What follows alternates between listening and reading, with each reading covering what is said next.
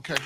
Holy Spirit, They better do it, Lord. Holy Spirit, You better get them, Lord. Holy Spirit, Before I get them, Lord. activate. Hey. Activate. Let's go. Holy Spirit, activate. Oh no. Holy Spirit, activate. Holy Spirit, activate. Okay. Activate. Hey, hey, Let's go. they say I ain't saved cause I cuss a little bit. But you're the only judge that I need and that's it. They always in my business cause they say I backslid. They read the Holy Bible but they ain't applying it. So Holy Spirit activate. If you do it right now, that would be great. I ain't trying to smack this chick in the face. Don't you see me down here trying to change my way. So Holy Spirit, you better do it, Lord. Holy Spirit, You better get them, Lord. Holy Spirit, Before I get them, Lord. activate. Hey, hey, hey.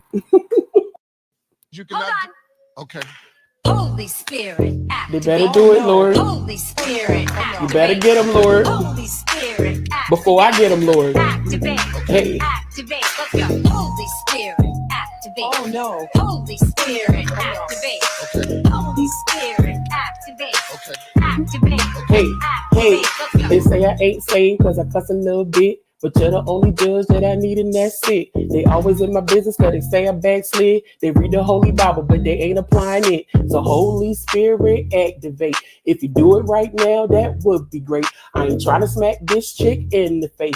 Don't you see me down here trying to change my way. So Holy Spirit, you better do it, Lord. Holy Spirit, You better get them, Lord. Holy Spirit, Before I get them, Lord. activate. Hey, hey, hey.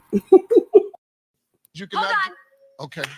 Holy Spirit, They activate. better do it, Lord. Holy Spirit, You better get them, Lord. Holy Spirit, Before I get them, Lord. activate. Hey. Activate. Let's go. Holy Spirit, activate. Oh no. Holy Spirit, activate. Okay. Holy Spirit, activate. Okay. Activate. Hey, hey, Let's go. they say I ain't saved cause I cuss a little bit. But you're the only judge that I need and that's it. They always in my business cause they say I backslid. They read the Holy Bible but they ain't applying it. So Holy Spirit activate. If you do it right now, that would be great. I ain't trying to smack this chick in the face. Don't you see me down here trying to change my way. So Holy Spirit, you better do it, Lord. Holy Spirit, You better get them, Lord. Holy Spirit, Before I get them, Lord. activate. Hey, hey, hey. You cannot. Hold on. Okay. Holy Spirit, They activate. better do it, Lord. Holy Spirit, You better get them, Lord. Holy Spirit, Before I get them, Lord. activate. Hey. Activate. Let's go. Holy Spirit, activate. Oh no. Holy Spirit, activate. Okay. Holy Spirit, activate. Okay. Activate. Hey, hey, Let's go. they say I ain't saved cause I cuss a little bit. But you're the only judge that I need and that's it. They always in my business cause they say I backslid. They read the Holy Bible but they ain't applying it. So Holy Spirit activate. If you do it right now, that would be great. I ain't trying to smack this chick in the face. Don't you see me down here?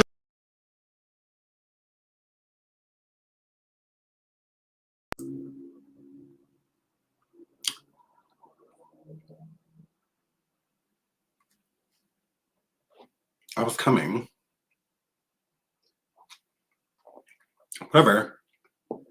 Whatever. No, I'm not apologizing. I am my own boss. Okay? I am overweight. Absolutely. When you're overweight, you kind of move a little bit differently. Okay? Today I'm giving Stormisha. All right. I wasn't able to move around as quick as I wanted to. What is going on with this? See, I'm really overweight because, like, why is this happening in my life? I don't know what's going on. I don't know what's going on. Hi. Happy Labor Day. Is it Labor Day? I usually don't keep up with Caucasian holidays. But labor, right? Whatever.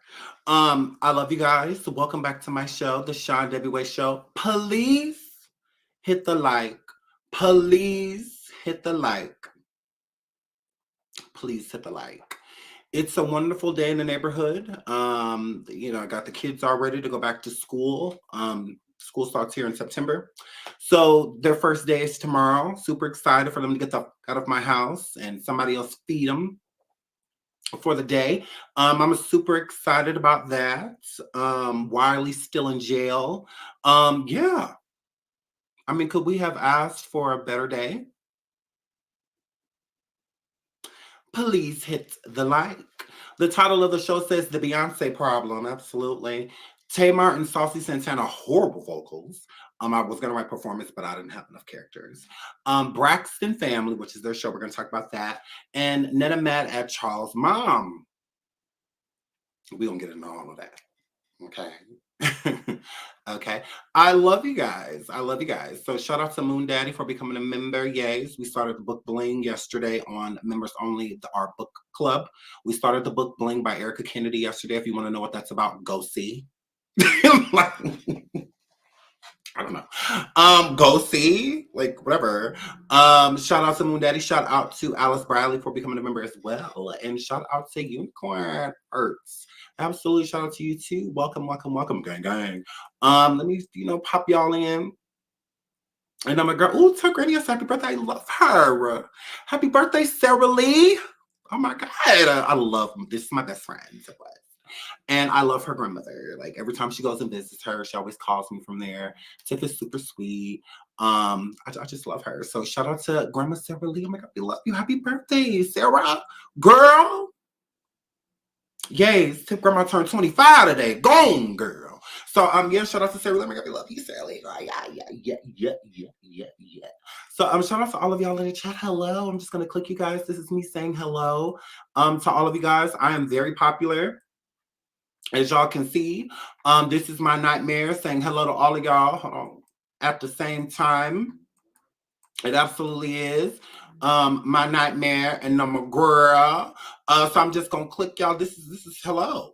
This is hello. This is hello. I know a lot of these other girls that be live, they stay in the chat and all of that stuff, but I can't because I have a show to run. People come here to be entertained, not their comments read. That's what super chats and super stickers are for if you're that pressed. If you really want me to say something to you, you can always send a super chat or super sticker because I'm not going to ignore those because that's rude, right? But unfortunately, I can't just like sit in the chat. That's what the members only lives are for and whatnot. I do talk to you guys one-on-ones and stuff like that. It's a vibe. It's really a good time. It's kind of like a little family inside of our members only. So yes, but shout out to all of you guys. I love you guys. I really do. I love all of y'all, okay? I have barely even been talking for like 4 minutes and it's already almost 500 people here. Okay. So yes, I love you guys. I really do. I love every single last one of you. Okay, happy whatever holiday it is. I believe it's Labor. I believe it's Labor Day. I think that's a good holiday. We all work, even if you're like a stay-at-home parent, or something like that. It's still a job being a parent. So shout out to all of you guys. Shout out to all of you. I love you all, ladies and gents. I love you all. So let's get into these topics. Okay, I'm not gonna hold you any further.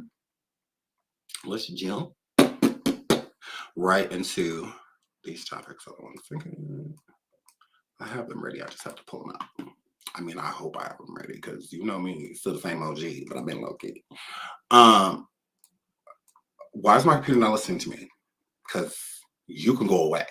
Okay, I'll get another one on your arse. No, why I got the whole thing? What is that?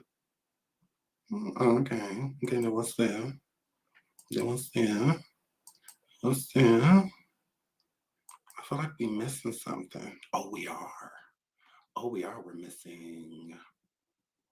Let's see. I think it's. I went down too far.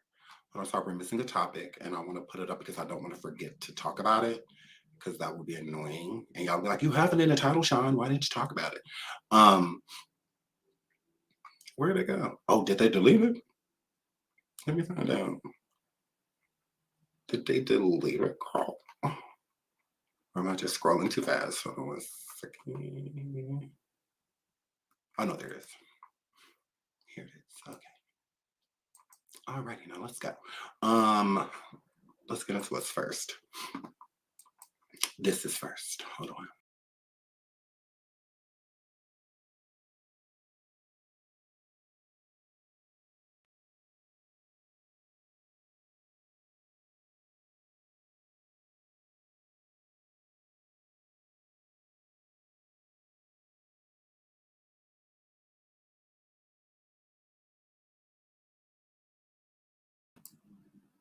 Why? Why? Sometimes you just gotta just look at stuff. Sometimes you don't need no words because a picture say 1,000. Look. Uh.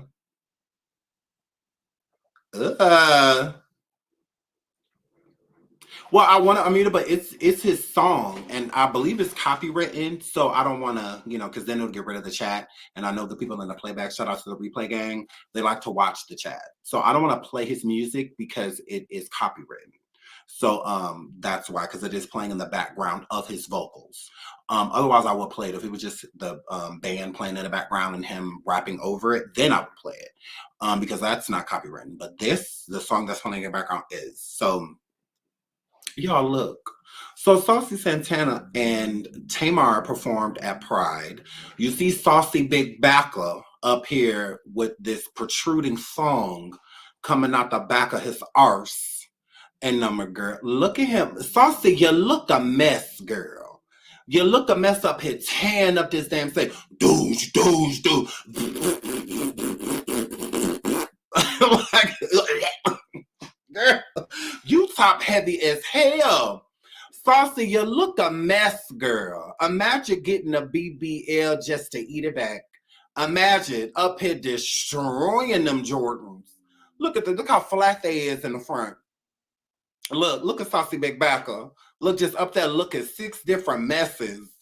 Please join a football team immediately. Doosh. Like, don't nobody want to see that? Woohoo! Women! Like, yeah, no, up there knocking the screws loose and all of that in this damn stage. That's why Tamar vocals sounded like that, because you done loosened up all the damn equipment and the microphones and all of that stuff. The lighting, girl, up there doing whatever it is you call that. Doosh. So, I'm a girl. Who took a chunk of my cake?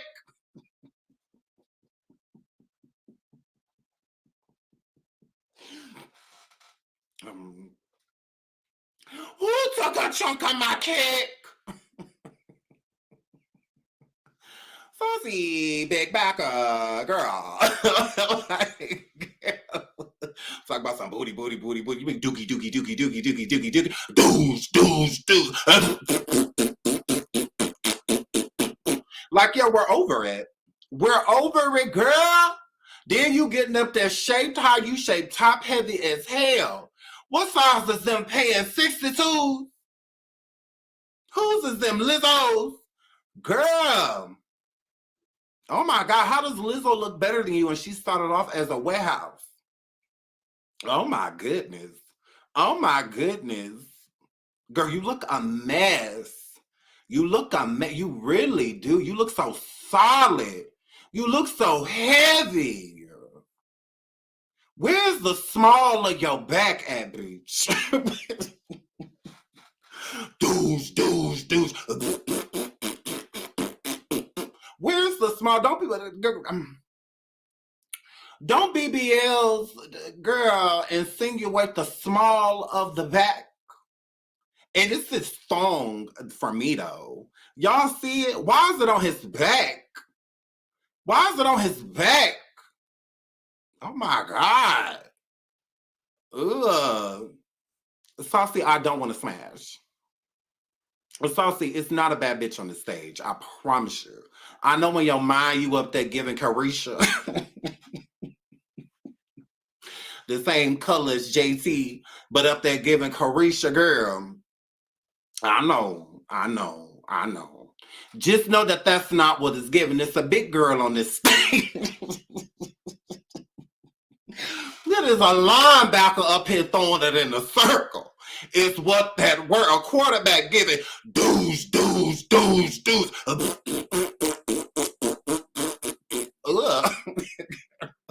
Up there throwing straight rump. Splinter ain't been tight since birth. Last time that splinter was intact was in your mother's birthing canal, and I'm like, girl, you came out on your knees. Saucy. Oh, girl, this is a mess. And then you up, is you supposed to be doing all this pregnant? Is you Cardi get pregnant, you get pregnant. Like it's girl, la, la, la, la, la, la, la, la, la, la, la. Let that girl do something by herself, girl.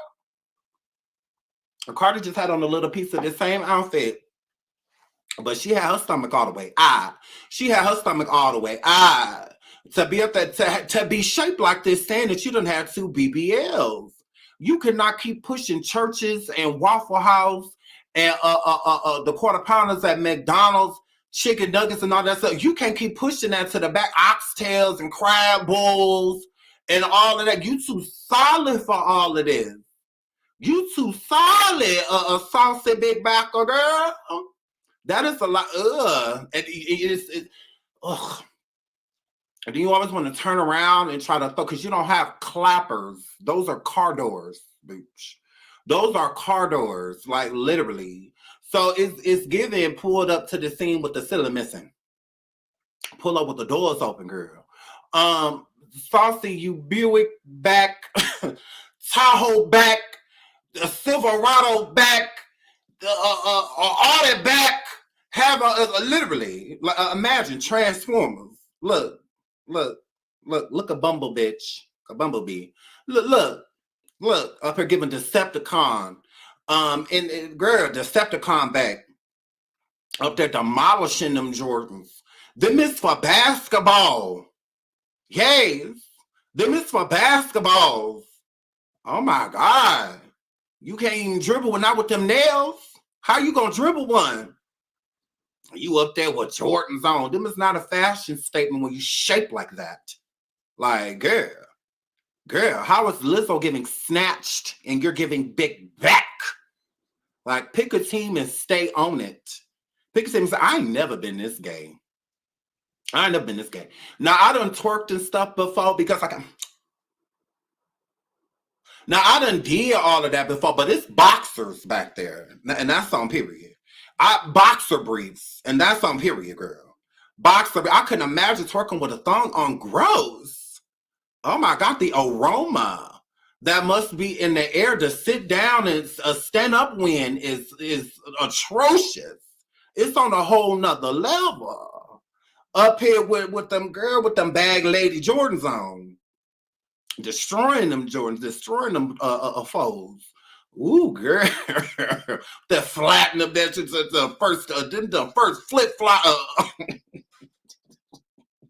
Then turn these damn Jordans to some flip flops, like girl, and then you act like you did something, wheezing, wheezing, doing a 4-second twerk, wheezing, and what? Douche. Booty. Hey,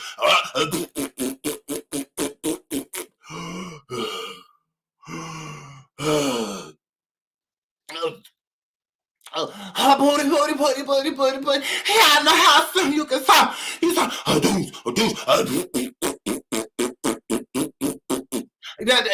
I can't even breathe, girl.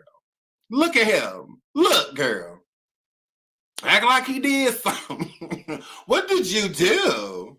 And where your dancers at? You just up there just destroying this damn stage, trying to stay as close to this fan as you can. Trying to say it's going, that is not enough fan for you. No. They knew they supposed to have one of them factory box fans. You trying to get Beyonce. No. You need one of them big fans. You need one of them family fans. No, y'all see him? He'll stray too far from this fan, girl. He don't stray too far. Look, he gonna come stand right in front. Nothing blowing. A fan blowing on a brick wall is what that word. A fan blowing. They need some central air on this thing. Ooh, girl. Yes, they needed some central air, right? Air conditioning. Yes, period. One of them factory fans, industrial, something like that. Yeah, it's the type of fan you put in on a whole classroom. Oh, girl. Oh, this is gross. This is gross. This is nasty. I don't like this at all. I don't like this at all. And then you always trying to throw something, put it away. That's why you got shots. Put it away, put it back in your purse, girl. There's nothing attractive about this. Oh my God, you want to be cute so bad? No. No. Now, Saucy, you was a lot of things, but cute is not. Cute is not one of them. That's why you could never make me feel no way, girl. You could go live right now and drag the kid and I would gag, bitch, because I am not shaped like you. I am not shaped like you. I don't care what you say. And a doctor did that to you. You flattened the table. You destroyed an operation table for that, girl. Girl, that's like watching somebody from the Patriots or from the Cowboys get up here and throw it in a circle. Ooh, this is nasty and tea. This is last time you got me, Supergirl. Ooh, this is nasty. I don't like the oh, this is nasty. This is the type of stuff that make men straight. I'm sure 60% of this crowd in Pride tried a woman after they left. It ain't nothing shaking. Do you even have balls? Girl, Sarisha, do you have balls? Because it ain't nothing shaking. Do you have an undercarriage? Oh my goodness. Oh my goodness, it ain't nothing shaking. Nothing. Look, doosh. Ooh, this is real nasty. Please don't do this ever again. Please don't do this ever again. Please hit the like, y'all. Please hit the like. Please hit the like. Now, this is Saucy Big Backer up here rearranging this damn stage in front of this fan. And then he doing all of this in front of this fan like it ain't he ain't sucking a smell back into this damn audience. Is what that word. It's sitting there shaking that preparation H in front of this damn fan is what they're just blowing it all the way around. Just sucking up all the fan air with his booty. And I'm a girl, yes. Yeah, it's that thong, but that's a big thong. Ooh, that's a big old thong. That is a big ass thong reach. I wonder where he got that from, Lane Bryant. He's sitting here throwing this lube smell in front of this helped it smell like KY jelly. Oh, girl. And then he be stopping, like, to put his hands on the sip of stuff, like, you're not getting, who told you this is lit? Oh, my God. Now, you see he ain't put that preparation H directly in front of that damn fan, and that's just what that word.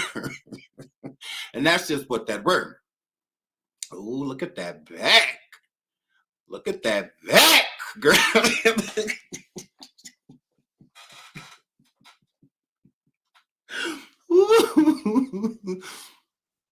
It's like watching a cow on hind legs. Moo. So and I'm a girl, I cannot to be sitting up that thinking, because you can't make him think in his mind that Lotto ain't twerking on the stage right now. That Ice Spice, that Nicki Minaj, that Megan the Pegasus ain't up there throwing it in the circle, because in his mind, that's what he's shaped like. That's what he's shaped like, a number. Girl, this is a lot. This is a lot going on this sensation. And pants is ugly. We do not like those pants. Those pants is ugly. Okay, girl? And I seen a style that the girls and the boys are wearing now when they, the pants at the bottom of the pants, girl. They like big, like kind of like, what do you call those? Bell bottoms, but not giving like actual bell bottoms. They're like straight instead of like going out, they're like straight, girl. But those are for people that have hips. You're not supposed to put those type of pants under stomach. You're not supposed to put those under stomach, girl. They're supposed to go over. Yes, the boot cuts a number, girl. Yes, they're not supposed to go under the stomach. It's supposed to go over the stomach, even if you thick, girl. Even if you thick, even if you got, you know, a little piece of stomach, you know, whatnot, that's fine. But it's supposed to go over yonder. Done squads in these damn pants and that damn thong and jumped on goddamn titties at the top and at the bottom. Ooh, girl. Titties at the top and peeing at the bottom. Like, ooh, girl. Like, gross. All this is gross. Like, So, move around along. Hold on, get my headphones so we can listen to Tamar, because, girl, these vocals is all over the place in them, girl. Yes. Yes. Now we're going to get to Tamar. What y'all think of Saucy in the chat? Because he don't put no time in putting a little performance together or routine together. There's no artist development going on here. He's supposed to be this. He's supposed to be that. Armand wouldn't even get up on the stage and do no ish like this. Armand would get up there and perform for the girls. He sure would. He wouldn't get up here like this. I can tell you that much. No, he would not. This is a mess. This is a whole mess, and you have been in the game long enough now for this not to be an excuse. You shouldn't have any excuse. You was on tour with Lizzo and all of that. You should have a well put together show, and this is just a small performance, so you should have been able to annihilate this. Have 4 or 5 dancers and whatnot, having them, you know, destroying it in the back with that little 8 count. In the background, girl, doing their little 8 count, getting it together. While you up there destroying the front of the stage, they could have been backed up 10 up the back of the stage. So that's just what that were. So you've been out too long for this. This is very so much giving amateur. And you're not an amateur. This stage is too big for you not to be utilizing the whole stage. It's gross. 100%. 100%. Yeah, because you know, you remember how you was talking ish about Armand? You know, like, because I'm an actual artist and I have a deal and this and blah, blah, blah, blah. What you doing with it? Because you still up there big. You still up there looking like you gay pregnant. All of that. You still up there wheezing, out of breath, all of that. That's what that word. That's just what that word. Very so much giving amateur. Like, you still twerking. Lil Nas X ain't even twerking. He over there at least giving a little piece of I'm good. He even giving a little piece of Britney Aguilera. Mm-hmm. Whoa, yeah. Like he get a little piece of. I think that's it. I'm good. Yeah. It again. You're not giving it. You're giving 2004. You still chicken head and all of that. It's like, why? You don't even have like chicken head songs. At least put like Chingy, Murphy Lee, somebody like that on a track. If you're gonna be sitting up, you know how stupid you look. You know how fat you look standing up there still like you, and you in your 20s. I'm in my 30s. That was my era. Because I used to. Give me what you got for a pork chop. I used to kill you. Couldn't tell me nothing about the chicken head on the burger because I was amazing. So that was my era. I'm about to be 36 this month. Like, but y'all be age shaming, but you still doing the chicken head. Weird. You were late 20s. So and you said, I know she could talk. He's talking about she could walk. But you still doing all that and my girl. So gross. So I'm like, yeah, you got your nerve. I'm like, okay, you still chicken heading it, destroying stages, trying to do the heel toe and all of that. Can you come into 2024 with us, Cinema Girl? Yeah. Tip West, I'm sure you're talking about somebody when I was 36, like that was 15 years ago. I remember 6, 7 years ago. I'm like, you got your nerve, Tip West, girl. So y'all, gross. Yes, he's shaped like he in his late 30s, early 40s. It's a shame. I know people that's 42, 43 years old that shape better than him, sound better than him, got more stamina than him, all of that. He be at home eating his feelings. Correct. Correct. Correct. Correct. So, yeah. I like Saucy's personality. I think he's funny. I like his personality, but like as a performer or anything like that, he can miss me. He would never come to my town. I'd be like, "Ooh, let's go." Pass. I'm moving right along. Yeah, I would never go like for what. And his song, he only has one really catchy song to me. The rest of them is a bunch of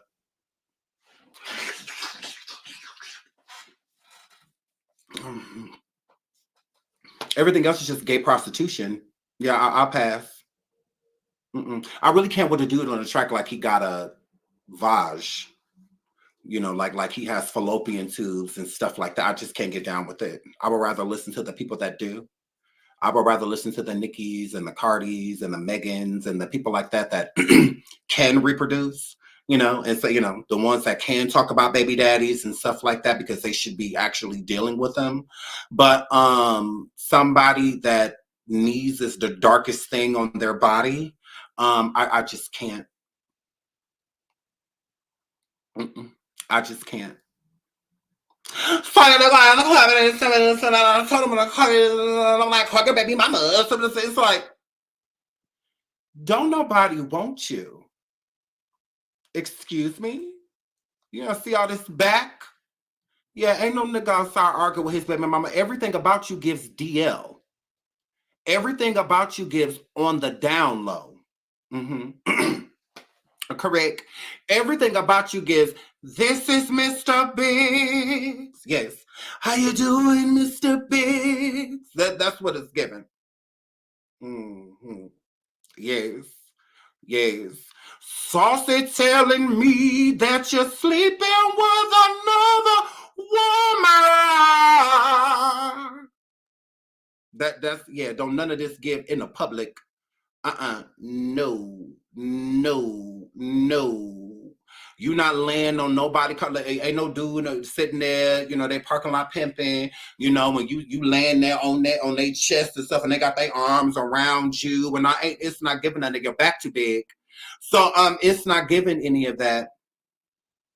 Keep it on the down low. That's what you give. Absolutely. Correct. Checked under the bed. That's what you give.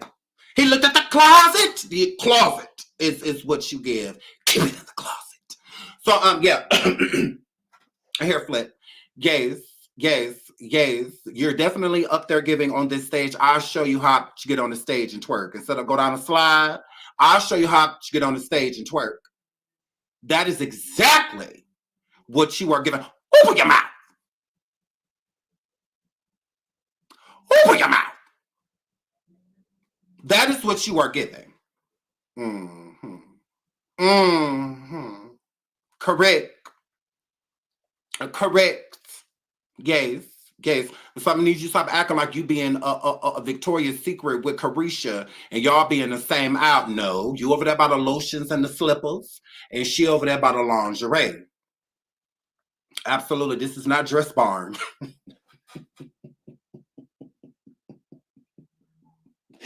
This is not Ross.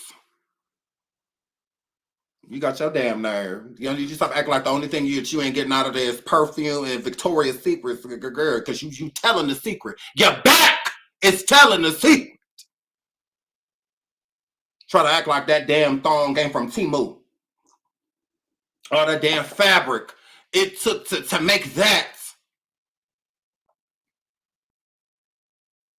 Them bricks in the back of you, them cinder blocks behind you. That's why that thong is on the crack. It can't go through.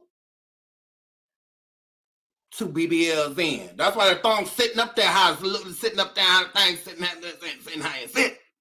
Now he done did all that twerking and all of that. When women do that, they gotta adjust themselves. They gotta move it because their booty is juicy. So they gotta adjust and all. They're like, well, let me fix this, girl. You know what I'm saying? So they gotta like move it because of their booties. But he didn't have to move. That thong did not move, Lord. It did not move, Lord. And all that shakiness is back. Now look. Back. Cause girl, it's heavy. Ooh, girl. It's heavy, girl. Moving right along, because y'all gonna get me cussed out. Moving right along, girl. Hold on, let me get to y'all some stickers. Before I move on, because y'all, I love y'all. Shout out to Victoria. Thank you so much, sweetheart, for the super sticker. I love you. I love you. I love you. I love you. I love you. Love you. Thank you so much. Shout out to Sis Roxy. She says, built for tough. Correct. Correct.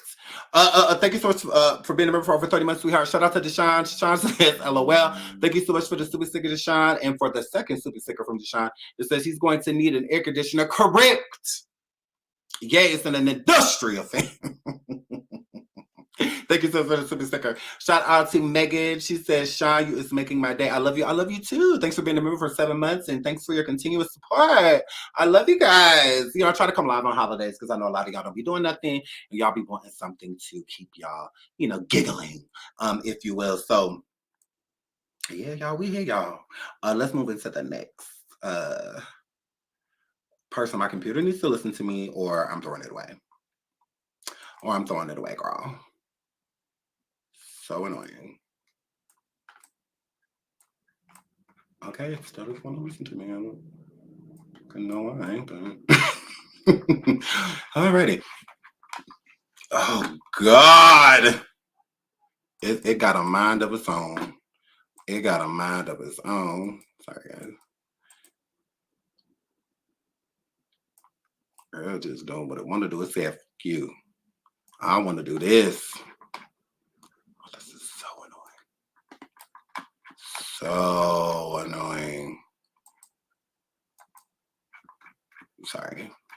All right, so this was Saucy Big Backer. Saucy Big Backer, moving right along.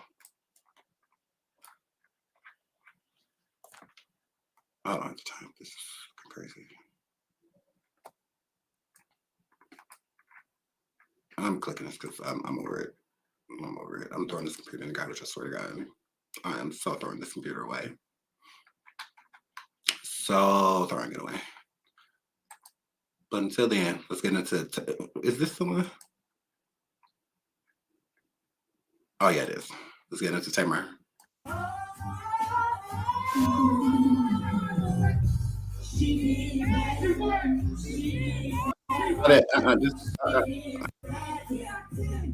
And it's still just doing whatever it wants to do. This is crazy. You're definitely going in the garbage. Like, for sure. Here we go.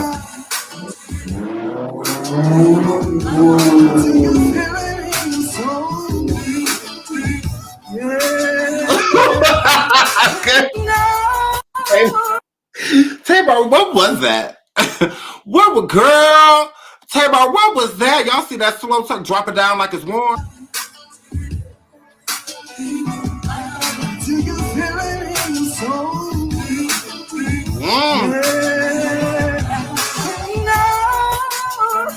What was that? No, do you feel it in your heart? She's up there trying to get Tony. Do you feel it in your heart? Melvin from the Temptations. Oh, I wonder, ooh. Girl. Girl. Do you feel it in your soul? Yeah. Lord. No, when it's right. You come let go. You come let go. Y'all said, what does she have on? I think this would have been cute. I don't like the shorts with it. If she wore like a, I don't know, like a legging, jegging type of, with the same material, like nylon, like whatever material that is, to the ground, girl, and wore like a cute heel, I think this would have been cute. I think this would have been really cute, what she has on. I don't like the boot with it, and it throws the whole outfit off. Like, it throws the whole outfit off. But I do like the top. I think the top is really cute. I do. I think she looks pretty. Her makeup looks good. Her hair looks good. And that's what it's given, that she's way more focused on what she looks like versus what she sounds like, because the sound is horrible and she can't make it seem like it's the microphone and whatnot. No, it's your voice. It doesn't have anything to do with the microphone, because you could hear her. So if you couldn't hear her, then you'd be like, oh, okay, it's the mic. The mic's cutting in and out, or the sound quality isn't the best. Maybe then you turn her mic up some, and whatnot. It's not given that. Those are the vocals. The vocals are bad. The vocals is just not there. And Tamar can sing her face off. So now I like the outfit. I just don't like the bottom. The bottom side of it, I think that's ugly.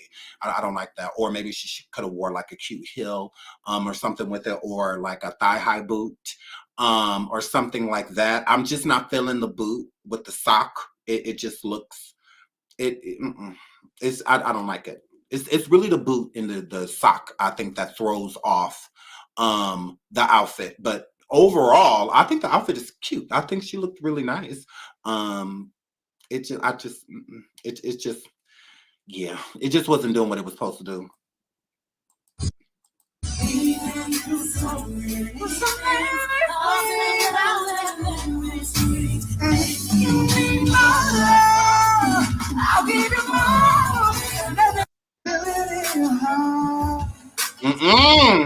No.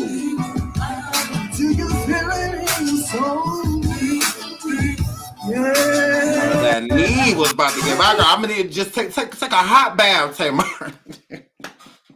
Take a hot bath when you get on a home, girl.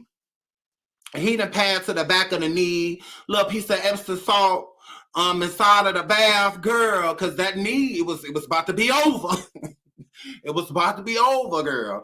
But your voice, it does sound like there's a live band playing in the background. Are those her background singers? And I'm not talking about the dancers. I'm talking about the people to the right. Because it's a girl up on stage just on her cell phone scrolling. Hold on, let's look. No. Do you see the lady over here? Look, and with the blonde, she look. Is them the background singers? Because look, they not doing nothing. They just up there on their phone, not even paying attention to the performance. What is going on? And this is the same place Saucy performed at. I would prefer Saucy's performance over this. I would definitely say that, because she is not representing at all whatsoever. No. Correct. A little piece of Bengay, something like that, because this is not giving. This is not giving, and the vocals are atrocious. The vocals are atrocious, and I'm not used to that with Tamar, because Tamar, though, she gives Muppet. I'm just, not used to that. I'm not. I do appreciate her utilizing the stage and using the stage, but standing up there, hair flipping, all of that, when the vocals is horrible, the performance is not together, you and your dancers are not in sync. You see, she's doing a lot of singing and whatnot. The dancers, you're supposed to hop in and hop out of the performance. So, like, at the beginning of this song, which I really love this song, that's I'm mad, kind of annoyed that she messed it up like this, because this is a really good song by Tamar, a good song selection of her own. And it's just not given that. She's supposed to be hopping in and out of choreography. She's barely in it. It's given she doesn't really know the stage, like she didn't really rehearse and whatnot. I just wasn't feeling it. I wasn't. It seems last minute, which how could it be last minute if she has dancers and all of that? She knows the choreo of the dancers, so she was definitely booked to do so. Tamar does have a cute little two-step. She's not a dancer. Yeah. I'm just not. I'm not feeling it. It's aging her. This performance definitely ages her. Her outfit, a little bit outdated. The dancing, a little bit outdated. The amount of dancers is outdated. I feel if you're going to have dancers, if you're more so of a singer, you need to have as many people on stage to take the distraction that you're not doing much as possible. It's one thing I love about Mariah Carey, Ariana Grande, back in the day, Whitney Houston, people like that, the ballad singers, the ones that don't do too much on stage, they always had a lot going on stage. You know, if you notice at any Mariah Carey concert, she has her dancers taking her across the stage a lot, lifting her up, putting her on couches, lifting the couches up, taking her around the stage, moving her around, you know, and stuff like that, because she's not a performer. She's not like a dancer, you know, or anything like that. She's more so of a stand there and give you vocals, you know, like an Adele, people like that. So Tamar definitely gives that too. She's not like a dancer, just like Toni Braxton. You know, Toni Braxton's not a dancer. That's why she usually has a lot going on stage, so that you're not focused on her, just because that could be boring to a lot of people. When most people go to concerts and stuff, they want to dance, they want to groove, they want to move around, you know, and all of that. Shout out to artists like Sade, Mary J. Blige. That's why I don't care. Is that Mary J. Blige could, she could do that as many years as she wants to. At least she's utilizing the stage. At least she's giving you a performance. At least she's doing more than just standing there. You know, Mary wants to give a performance. And she knows she got 2 left feet. Mary knows she can't dance. People done said a lot of stuff about Mary J. Blige. Done gave Mary J. Blige a lot of compliments. But her being able to dance has never been one of them. That's why it's so cute, you know, like when she does it, because one, she got the vocal talent, so we don't even, you know, necessarily care that she can't really dance, but her dancing is a vibe. Like Mary moving around doing all that, it still make you want to dance. It really did. She still make you want to dance, you know. So shout out to Mary. I love the music moves her, and there's plenty of people in this world that cannot dance, but the music still moves you, you know, whether you have rhythm to set music or not. So yeah, shout out to those artists. I just didn't like this with Tamar. It was disappointing because she is a good artist. She is. I adore Tamar's artistry. I love her vocally. Yeah, I just didn't, this just felt really lazy and dated. If people don't feel like Pride is like a serious thing to them, although a lot of these artists have a huge gay fan base, if you don't necessarily care about it, because she would have never did this at the Grammys. She would have never did this at the BET Awards. She would have never did this at the VMAs. She wouldn't have did that. I feel like people give lackluster performances at events to where they don't really care about it. It's just more so them there to pick up a check and be on their way, instead of giving their all and giving the people's. I mean, this people outside, they hot, you know, and whatnot. They waiting on y'all, and sometimes it be raining. Y'all be late to the stage, and you know all that. And so the least you could do is give them a full out performance. Beyonce, when she came here, she was about an hour late, almost an hour late getting to the stage. When Beyonce opened and said, Minneapolis, the crowd roared because she gave you a reason to wait. You may be late, but you delivered. Not only did Beyonce deliver, she over-delivered. Okay, everything, the whole show was a movement. It was beyond a vibe. The Renaissance show. It was amazing. Everything about it was amazing. Even the time we had to wait for her to change, wardrobe change, just what they had on the screen playing, and what it was amazing. So it was a whole like experience, you know, to be there. So I think that that's what other artists should do too. Like Victoria Monet, she's definitely coming into her own, getting into her bag. And I think Victoria Monet is one of those same people. Even if Victoria was late, she's worth the wait. She's going to give you a show. You know, artists like Prince and Michael Jackson. And it doesn't matter that they're late. Oh, well, because when they get on that stage, it was worth it. It was worth it. And then you have artists like this that are late and stuff like that, and the performance isn't worth it because they're giving lackluster performances because of where they are. I just don't feel like if she was somewhere where she cared about the people in the audience, that she would have gave this type of performance. I really don't feel that way. I think she would have made sure her sound was good, her mic was on, her dancers were on point, she was on point, that she knew the stage, you know, all the I think she would have did all of those things. I think she did it like this because it's Pride, and a lot of people don't really care about those events. It'd be more so of the audience that wants them there. Kelly Rowland came here and performed at Pride. It was years ago, but she came in and performed at Pride here. Phenomenal. Kelly Rowland was phenomenal. Okay, everything about the performance was incredible. Brandy, she performed at a Pride like maybe 6 years ago, 5-6 years ago. Amazing. Brandy did absolutely amazing. Though that voice is heavenly because she sounds just like, you know, it's like her voice is how it's always been. Sounds like she just came out, type of voice. So, wasn't feeling this at all. Wasn't feeling this at all. Please do better, Tamar. If you don't care about performing at Pride, just don't.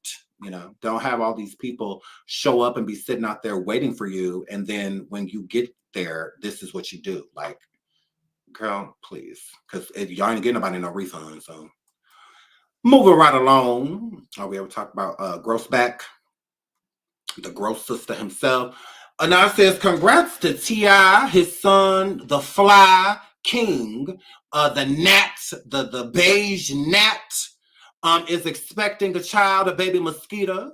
King is about to have a son. Lord, I pray to God this baby look like his mama.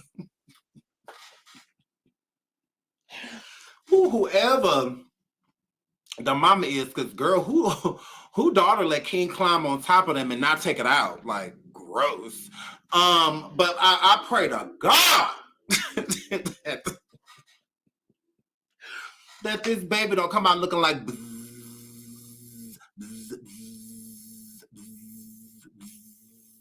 so I mean, I'm a girl. I pray to Jesus Christ himself that this baby don't come out looking like larvae. That this baby don't come out giving buzz, okay? Give it.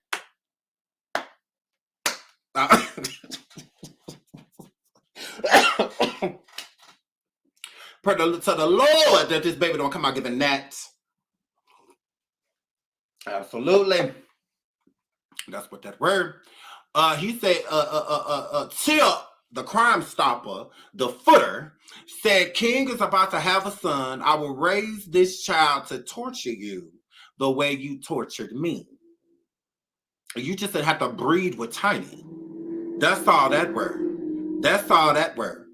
Okay? Did nobody tell you flies to go lay down and, you know, that's just what that word. So let's listen. Hurry up. Became a father. So I got 2 grandchildren now. Wow, congrats. Yeah, I got 2 granddaughters. I got a grandson on the way. Wow. King's about to have a son. King's about to have a son. Congrats. Yeah. And I told him I'm gonna make this the greatest gangster of all. Hydra Hymens. He said he got 2 granddaughters. T.I.'s coming, Hydra Hymens. Grandpa T.I.'s coming, Hydra Hymens. Hydra Hymens. He said he got 2 granddaughters. Hydra Hymens. He'll say he picking them up to go run them to grab them something to eat. He'd be at the doctor's office telling you how far apart the hymen is from it. And I'm a girl. Hydra Hymens. It's T.I. Of all times. I will raise this child to torture you the way that you tortured me. I promise you, there will be an indictment in this young one. He just became a father. So I got 2 grandchildren now. Wow, congrats. Yeah, I got 2 granddaughters. I got a grandson on the way. Wow. Correct. So you got 2 granddaughters and a gnat on the way. King's about to have a son. King's about to have a son. Congrats. Yeah. And I told him I'm gonna make this the greatest gangster of all times. I will raise the greatest this child snitch of all times. I miss the crime torture stopper. you. Now I miss the crime stopper. You be the greatest snitch. How I look, daddy, like a damn snitch.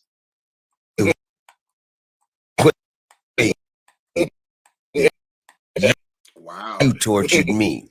I promise you, there will be an indictment in this young one. He just became a father. So I got 2 grandchildren. What y'all think about T.I. becoming a grandfather twice removed? Twice removed, girl. Twice removed. Instead of just saying he happy, he ain't happy. He ain't happy. He ain't happy.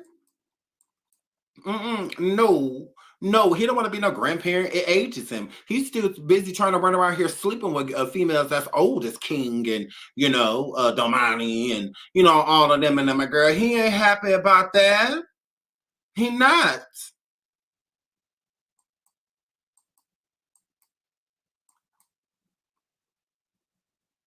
Having to share grandbabies but never should have kissed you. With this land next to you. Ooh, girl. Ooh, girl. He ain't happy about it. No, he not happy about it. He's too busy trying to, hang, with the, try to swoop up, the females, the people, his children's age. What he look like wanting to be a grandfather, because it really gives old. To him, that's one of his worst nightmares. Aging, oh yeah, no. This is not an age gracefully type of person, okay? How he feels about being a grandparent is how tiny look in this picture. Like another one? Damn, another black one. Another black one. No, but say that he find a beautiful wife one day. And then he bring home gorilla. So, and I'm a girl. So, yeah. Okay. Congratulations, grandparents. The Grand Harrises. Yes. Grand Harrises. Moving right along. King got to fly away. Absolutely. Should be born anytime now. Instead of taking 9 months, it usually only take 9 minutes. 9 minutes, and number girls, so to be born at any moment. Moving right along. You get a goddamn, give a good goddamn. Okay, so finesse Berentine 2 times. This Berentine bear, if y'all didn't know, finesse 2 times, he's in a relationship with 2 females. Actually, let me just read what it says on Neighborhood Talk. Shout out to Neighborhood Talk. Y'all know I love Neighborhood Talk. Hi, Kyle. Love you, Kyle. Neighbors. It appears, it appears the Berenstain Bear is back at it, and I could not agree more. Finesse 2 times had a lover's dispute while being live on Instagram. It's no secret that he has been known to have multiple live-in girlfriends at the same time. But it appears his main chick, Suge, is outgrowing having to share her bear. During the live, Finesse attempted to speak prolifically to his ladies, saying things that didn't make any ounce of sense. Finesse explained to the women that he chose them because they weren't uppity echelonches. I could have went and got a sexy red arse B, he explained. Finesse told the women that he wanted them to get along because they all have the same mission. What? To please a bear? To build a bear? Like, what are you talking about? The other woman in the equation is someone who Finesse main chick had beef with before. During the previous trio, the dispute started because Suge went through his phone. Finesse says he's been trying to teach them patience, but it appears they're panicking. Okay, so I'm assuming that he's trying to add a third back into the equation, because I guess it used to be 3 women that he were dating that were live-ins, and now it's just 2. And I guess they were looking through one. Suge, the main chick, was looking through his phone and saw that he was speaking to a third whom she had beef with before, and he was basically telling her, like, you need to chill. Yeah, because I'm gonna basically do what I want to do. Although the agreement is that he's just supposed to be with the 2 live-in girlfriends, not anybody else, not a third. But let's listen to this buffoonery, and we'll take it from there. We absolutely will. Don't touch my phone now. Another time. Now, nada. You ugly. I'm getting down to understanding. I understand it might feel heated right now. You might be sweating in your socks and shit. But that's why I teach you patience. You ain't patient. That's why I teach you to be calm. You ain't calm. You panicking? No. After everything I got to talk to you panicking? No. I don't panic. I'm built for pressure. You ain't built for pressure.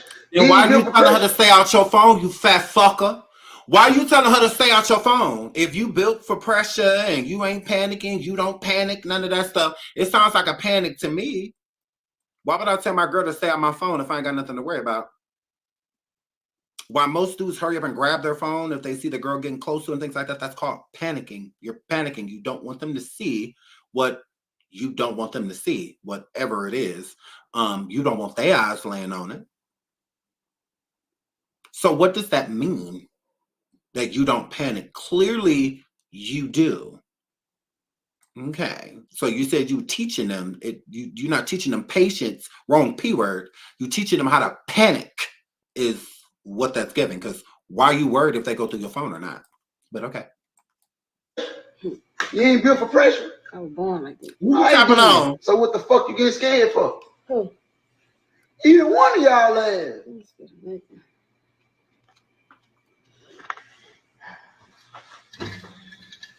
What's up, killer?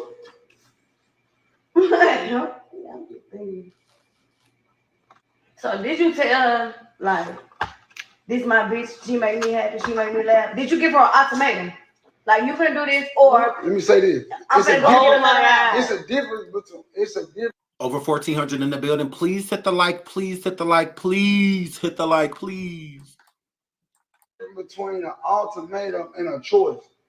An ultimatum is something that basically you ain't got no choice but to go with. Right. Either you gonna go with this or you gonna go with that. A choice is I'm asking. I ain't asking nothing. There's an S in the word ask. Yeah, and no, they're not in the elevator. They're in here destroying this damn kitchen with all these big bodies inside of the kitchen at the same time. Okay, this is a Berenstein Bear family. He is not the only bear on film right now. Right. Well, that's what she said. I'm a boss. I don't ask nothing. Listen, whatever I want to do, I'm gonna do it. Don't nobody run me. Then that needs to be the agreement. You damn bear. What is damn back? That should be the agreement.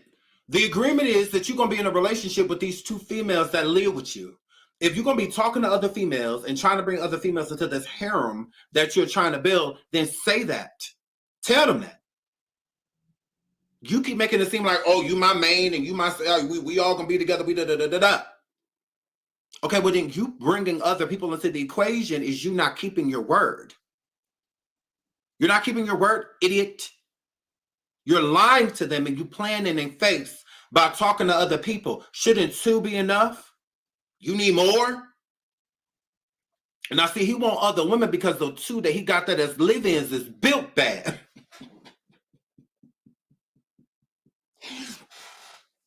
He over there sleeping with appliances, deep freezers, refrigerators, air fryers, microwave, dishwashers. He over there sleeping with appliances. Both of them plug in. Okay, they don't got what he actually wants. Okay, that's why he out here, fishing for more. But he's saying he a boss. Ain't nobody gonna tell him nothing. Then that needs to be the agreement. That needs to be the agreement, because then as soon as one of them start talking to somebody else, whether it's another dude or another female or something like that, and taking their attention away from off your fat ass, then all of a sudden it's going to be a problem. All of a sudden you're going to be hurt. All of a sudden she got to get out. She needs to move. She needs to this. She needs to that.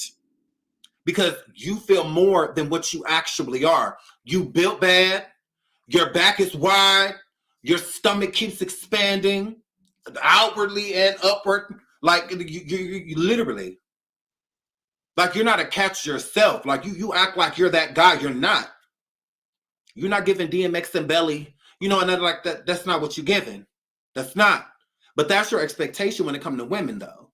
All your women got to look good. They got to be shaped a certain way. This and that. Blah blah blah blah. Your standards are very high when it comes to them. But then you look at you, and your standards to yourself are clearly really low. So then as soon as the energy is shifted to where another dude is hollering at them or telling them like, look, you ain't got to go through all that. I'll treat you well. I'll do this. I'll do that. Somebody that actually build their self-esteem and things of that nature. Then all of a sudden, it's an issue.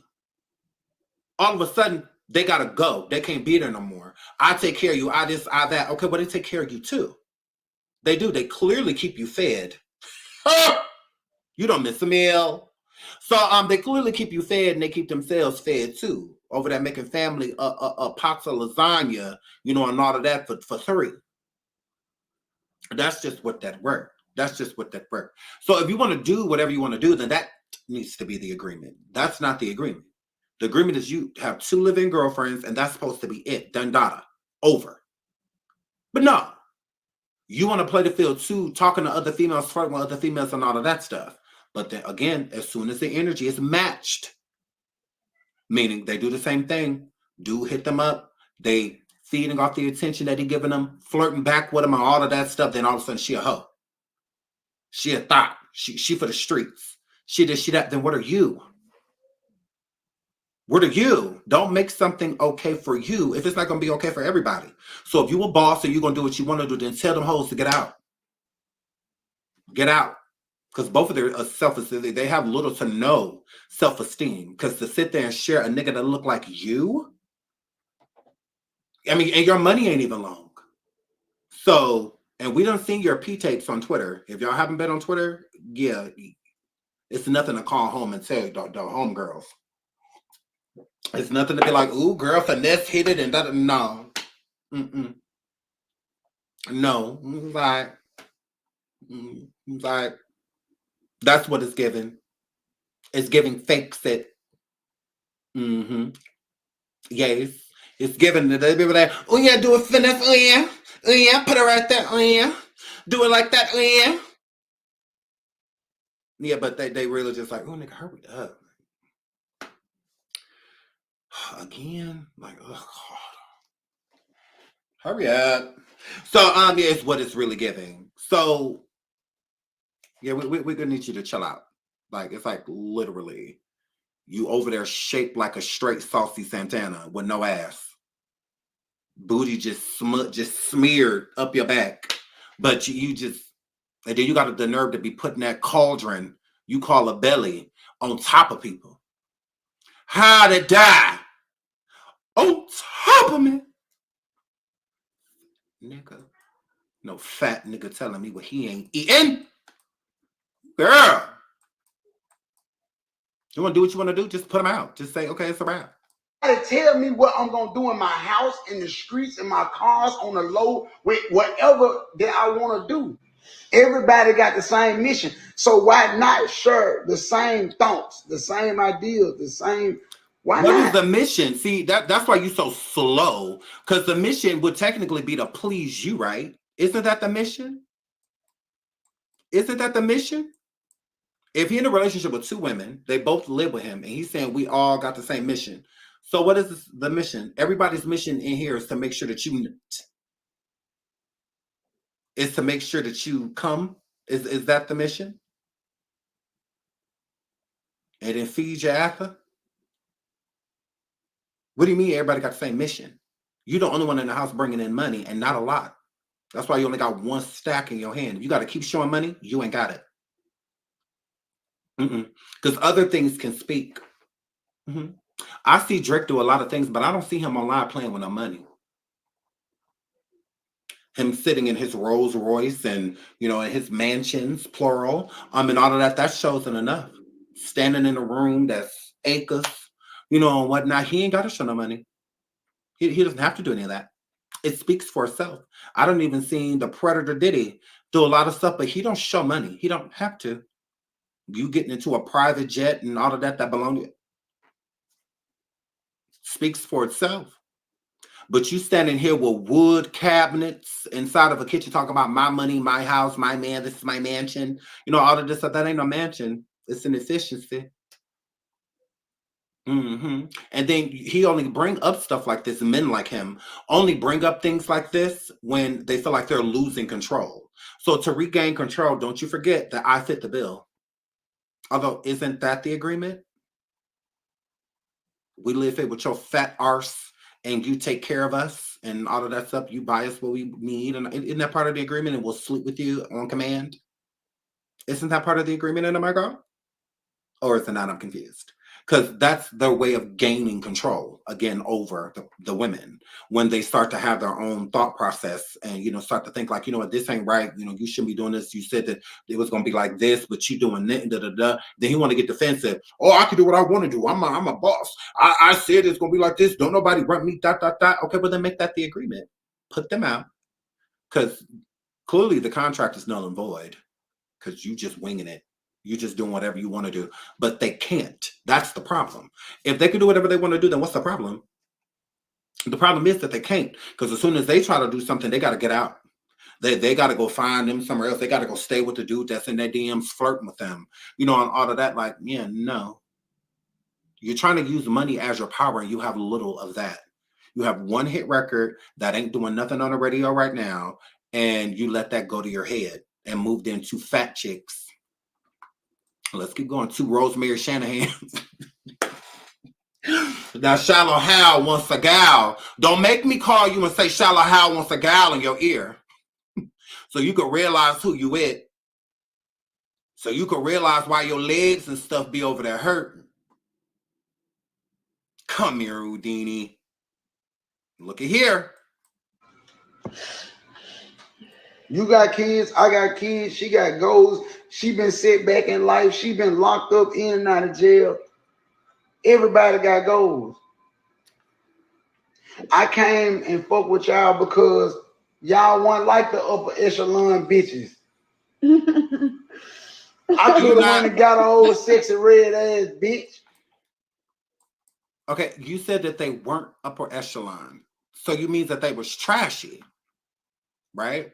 I think you meant that in reverse, but you said they're not upper echelon. You said that they were basically ghetto smuts, ghetto trash, you know?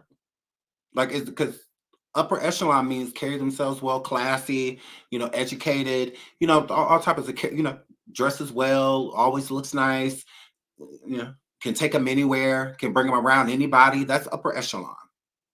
You said that they're not upper echelon. That's why you chose them. So you said that they're hood rats, gutter bats, swamp lizards. Okay. I could have went and did that if I wanted to. You know that's the recording. Man, I don't give a fuck. I know you don't. I can say what I want to say. Right. Ain't nobody gonna fuck with me. They ain't never did. They just said what they gonna say, but they ain't never fucked with me. Okay, finish what you saying. And you know that. No. What they do when I'm in the public. Nothing. Respect me. Who? And don't touch my phone no more. Who? Don't touch my... I can't do this ignorancy no more. Moving right along. What's next? Cause girl, but I was finessed 2 times, fat 2 times, Fupa 2 times. That's what that were. Him over there living with them, you know, them banshees. Cause I can't respect no woman that don't respect herself. Like I just can't. I can't respect. I'm not giving you more respect than you give yourself. I would rather ignore you or act like you don't exist, you know, than give you something you don't deserve. Let's get into this. So, no, it's this. No, it's not this. Well, that's next.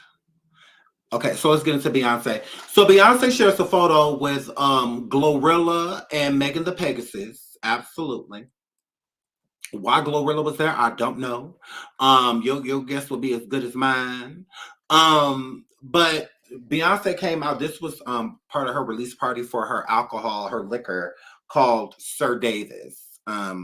Now, Beyonce likes to pay homage to her children and certain family members. Uncle Johnny might dress that she spandex looks a mess. So she likes to pay homage. Ivy Park was based off, obviously, Blue Ivy. House of Darion was based off of her family, like on her mother's side, the Darions. So she's always done this. There's nothing new about that. So with her alcohol, Sir Davis, her son's name is Sir. So I'm assuming that's why she added the Sir on top of the Davis, okay? Beyonce. The reason I put this in the title, the Beyonce problem. Now, y'all know I love Beyonce down. She is my girl. I love Beyonce, okay? I love her. But Beyonce is not a product selling girl. Beyonce, I truly do love Beyonce, but Beyonce is not good at selling products. She's not good. She's not a product girl. Now, if you watch the Shannon Sharp interview that he did with Megan the Pegasus said, that's what she said.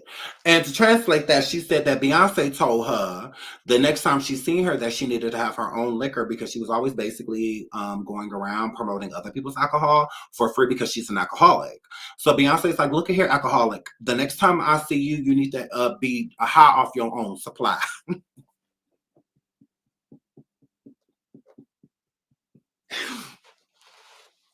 You need to be high off your own supply. Okay? The next time I see you, And I'm gonna go right. Davis, her grandfather. That's what I say. It's always something family oriented. She's been like Darion, you know. It's all, which is cool. I think it's a good idea. That she does that. And so she said, next time I see you looking here, I know you're gonna be hiccup. I know, but when you hiccup, it need to be your liquor coming out of the hiccup, and I'm gonna go the bubble that come out of your mouth need to be your liquor. So I think that what Beyonce should have did was partnered with Megan and let Megan be more sort of like the spokesperson for the alcohol, because Megan is an alcoholic, a known lush, okay? And with her being a known lush, alcohol connoisseur, boat driving DUI horse, she could have really sold this. One, the younger crowd. Megan has a hold on the younger crowd right now. She has a bigger audience with the people that will actually be buying this type of alcohol. There was not a good lead up to it. It wasn't. Megan does drink a lot of liquor, so it will make perfect sense for her to be going around kind of like how Diddy was with Ciroc and De Leon and had Young Miami and them pushing and pumping the alcohol for him. It was actually selling when that was happening. And honestly, with Diddy is more sort of like a spokesperson for something like that because he does do a lot of partying and stuff like that. That's what he was known for. When it comes to Beyonce, Beyonce is too private to sell products. Rihanna even lets people in on her life. That's why Rihanna's the perfect spokesperson for any brand. Like she just got a big Dior, the Dior cologne and perfume and stuff like that. I could definitely see her selling it. Rihanna's a believable spokesperson for things. She does reviews. She uses these items. She lets us into her life while using said items, whether she's just getting ready for the day or just doing a tutorial, going over and working with streamers and whatnot that will promote these brands and stuff like that. She's great for branding. She really is. Any product that Rihanna is selling, people believe that she actually uses the product. When it comes to Beyonce, people do not know her. So it's hard for people to even like with her hair care product. It's hard for people to support that. When she did have the Ivy Park, she was barely in it. The only time we really seen her in it was random photos when she would be out with her security and when she was promoting the new line that was coming out. Other than that, she was always in somebody else's clothing. She was never really in the clothes. Rihanna wears Fenty and stuff like that all the time. Although Rihanna wears other brandings, people still see that she actually wears, her stuff. So when it's time to sell it, she can do that. And she has absolutely separated herself from the music world. Rihanna is a spokesperson right now, and not only for her own brand, for other brandings too. When it comes to Beyonce, it's too much. It's too much and overly priced. It's hard for people to support something that they can't afford. You need something out there that is attainable immediately so that it's easy for people to be on social media with the bottles and stuff like that. Like when Casamigas and all of that stuff first came out, it was easy for the promotion to be out because it's affordable, and to some people, bottle brandings like that, Casamigas, Ciroc, stuff like that, could get a little spendy, but a lot of Ciroc and stuff was affordable. That's what made it so big, is because everybody could, have it. When Beyonce comes out with something, she puts too much time and energy into it to where it makes it so that only the upper echelon, the higher ups, or have these things. The Ivy Park collection was hella expensive. Super expensive, $500, $600, $700 for a pair of shoes, $900 for a track outfit, all of that girl. That's why when nobody in that, it's too expensive. Like Fenty and stuff like that, it's affordable. The Fenty products are affordable. Everything that Beyonce sells is high as hell. It's too high. So it also gives that you're not being relatable to the people. That's why they don't believe that you are necessarily using the product. It doesn't give that. It doesn't. Like, are you selling products to rich people or are you selling products to the everyday goer? People can't relate to something they can't afford. And this is why she should have had the Sir Davis be like how she entered the Sir Davis into the liquor competitions and tastings and stuff like that and then won awards and people had no idea that it was Beyonce, she should have did the same thing with the branding. She shouldn't have came out and let people know that it was hers. She should have gave it to Megan as like promotion, you know, and then her reap the benefit on the back end with, you know, the dollars coming in and Megan going around talking about Sir Davis, you know, all of that. People would have been into that. They would have been into it because it's believable, you know, that Megan drinks and whatnot. She's an alcoholic. So from what we gather, you know, right. And that's the thing, Sophie, it's like, does she even drink alcohol and stuff like that? Megan has been relatable. People have seen her drunk. People see her drink, you know, and stuff like that. So her selling an alcohol is perfect.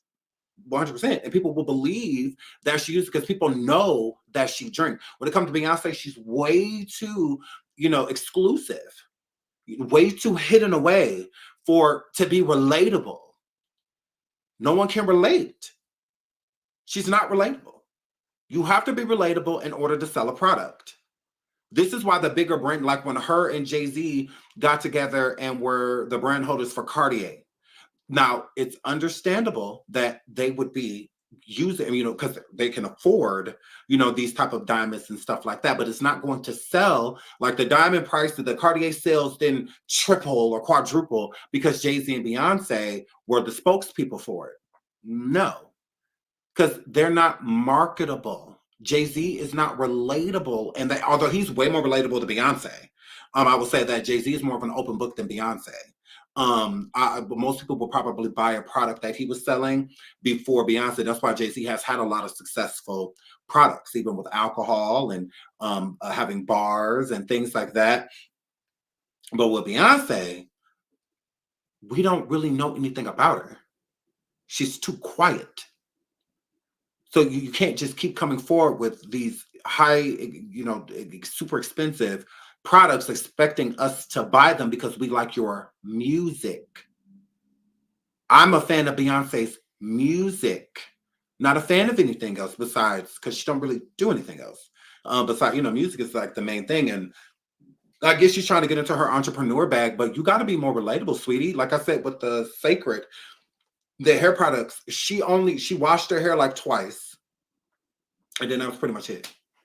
And then Tina Knowles was like washing people's hair and stuff on her social media platforms and stuff like that. No, Beyonce, you need to be live, barefaced, using the products every day. You and Blue Ivy doing a morning routine and whatnot. Even got Sir and Arumi in there doing it with them too. You need to show yourself. You're not important enough to just throw a brand out there and people it's just flying off the shelves. No, that's for relatable people. Relatable. Ariana Grande comes out with a clothing line right now. You best believe it's going to fly off the shelves. Rihanna comes out with something new. Oh, it's going to fly off the shelves because they're relatable. They'll show you themselves in it. They'll show you their process. They'll show you their routines. Rihanna does multiple, and she continuously promotes her brand and her products. No matter where she is, she's talking about her products and whatnot. When people are like, oh, your hair is beautiful. Oh, you smell so good. That's one of the number one things people say about Rihanna. It's how good she smells. Why wouldn't DeJour want to work with her? Why wouldn't they want people thinking that fragrance that people smell on Rihanna is theirs? You know, what is she? Because she can sell it. Because hell, I'm even thinking about getting a bottle. Just because Rihanna, like, so it's not that Beyonce's products are bad. I just don't think that she puts enough into it. She doesn't. She is the problem when it comes to selling these products because she's not relatable. And I love Beyonce to pieces. But again, most of us are fans of Beyonce are fans of like her singing and dancing, you know, and all of that. That's what they're fans of. So if you want us to be fans of something else, like Rihanna, how we were all fans of her music, Rihanna made us a believer when it came to her Fenty products and, you know, all of that stuff. And her personality matched.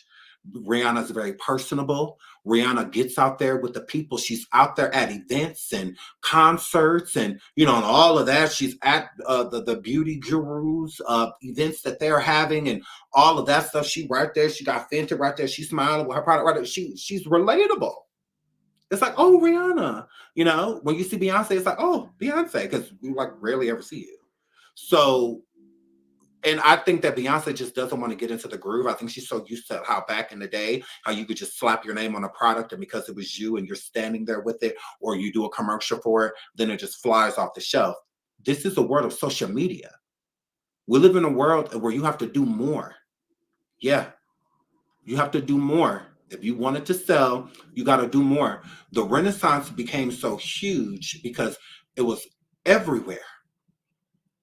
Beyonce was actually out here in these streets, city to city, state to state, country to country. She out here in these streets. That's why Renaissance sold out and did what it did. Well, you got to do this, treat your products the same way. You got to treat them the same way. And you also have to make them affordable. Because she did the same things with the Renaissance tickets and whatnot. The further you got to the actual Renaissance, the more expensive it was. To spend $2,000-$3,000, don't get me wrong, incredible performer. Beyonce is a legend. But we're living on hard times. A lot of people are struggling, but it doesn't mean that they aren't fans. Why do they have to sit in the nosebleeds? Although they have been fans way longer than like you got Northwest, somebody that's what, 8, 9 years old, and you'd have been a fan of Beyonce for the last 30 years. But you all way in a nosebleed, and somebody that was just born is because of privilege. She up front, like that's not cool. Like, I mean, it really isn't. And I think that Beyonce should have made her tickets more affordable. I get that she's putting a lot into this product, but you can afford it. Like, you're gonna range a huge profit off of this. So make it affordable. Make it so that everybody can enjoy you. So that this is just not an experience for the rich, that is also an experience for the poor. Because the poor outweighs, there's really no middle class anymore. You're either rich or you're not. Is it, that's the world we live in today. You're either rich or you're poor. Ain't no in between. Ain't no middle class no more. That's over with. There ain't been no middle class since like 2010. So, yeah. But I think that she is the problem. She needs to be way more vocal. Beyonce is not special when it comes to selling products. You don't get to just, because I'm Beyonce. Yeah, musically. And her rollouts don't make sense. Because I don't feel like she should have named it Sir Davis. I feel like she should have named it Texas Hold'em. Because then it would make sense. Texas Hold'em was a huge song. She's nominated for all type of awards for it and whatnot. Or she could have called it Drunken Love. Something relatable. It's not relatable. Sir Davis and stuff like that coming out to, oh, my family is my family. That girl, we don't know your family, girl. We don't even know you. We don't even know you. Like, girl, we got little tidbits. It's like way too private of a person to be trying to sell products. Way too private of a person. Way too concerned about what people are going to say. People used to talk mad-ish about Rihanna, but I think they stopped because Rihanna don't care. She don't care. She going to sell her product. If she cares, she wouldn't be a billionaire. How was Rihanna a billionaire before Beyonce? I'll wait. Rihanna has been a billionaire for years. Beyonce hasn't even hit the threshold yet. It hasn't even hit the threshold yet. It has to be something, because Rihanna is relatable. Beyonce is not. You got to be relatable. You have to show the people who you are, because nobody knows you. Buy a product from a stranger, because that's basically what it is. To buy a product from Beyonce is buying it from a stranger. Rihanna does not feel like a stranger. A lot of us have never even met Rihanna, but we feel like we have. Rihanna even going to places like Hollywood Unlocked events and stuff like that. It makes her more personable. It makes her more known. The only time Beyonce want to go to an event if it's Rock Nation, or something like that. And that's only to support her husband. Rihanna's not like that. She's not. Rihanna is like the type of girl that anybody feel like they can hang with. Everybody wants to chill with her. She just seems so cool. She laid back. Rihanna be smoking weed, all that. Like, she just seemed like a whole vibe. Rihanna, like, she literally, Beyonce is not that. She is not. She is like a doll that's put away up in the closet and only comes out you only take it out at certain times.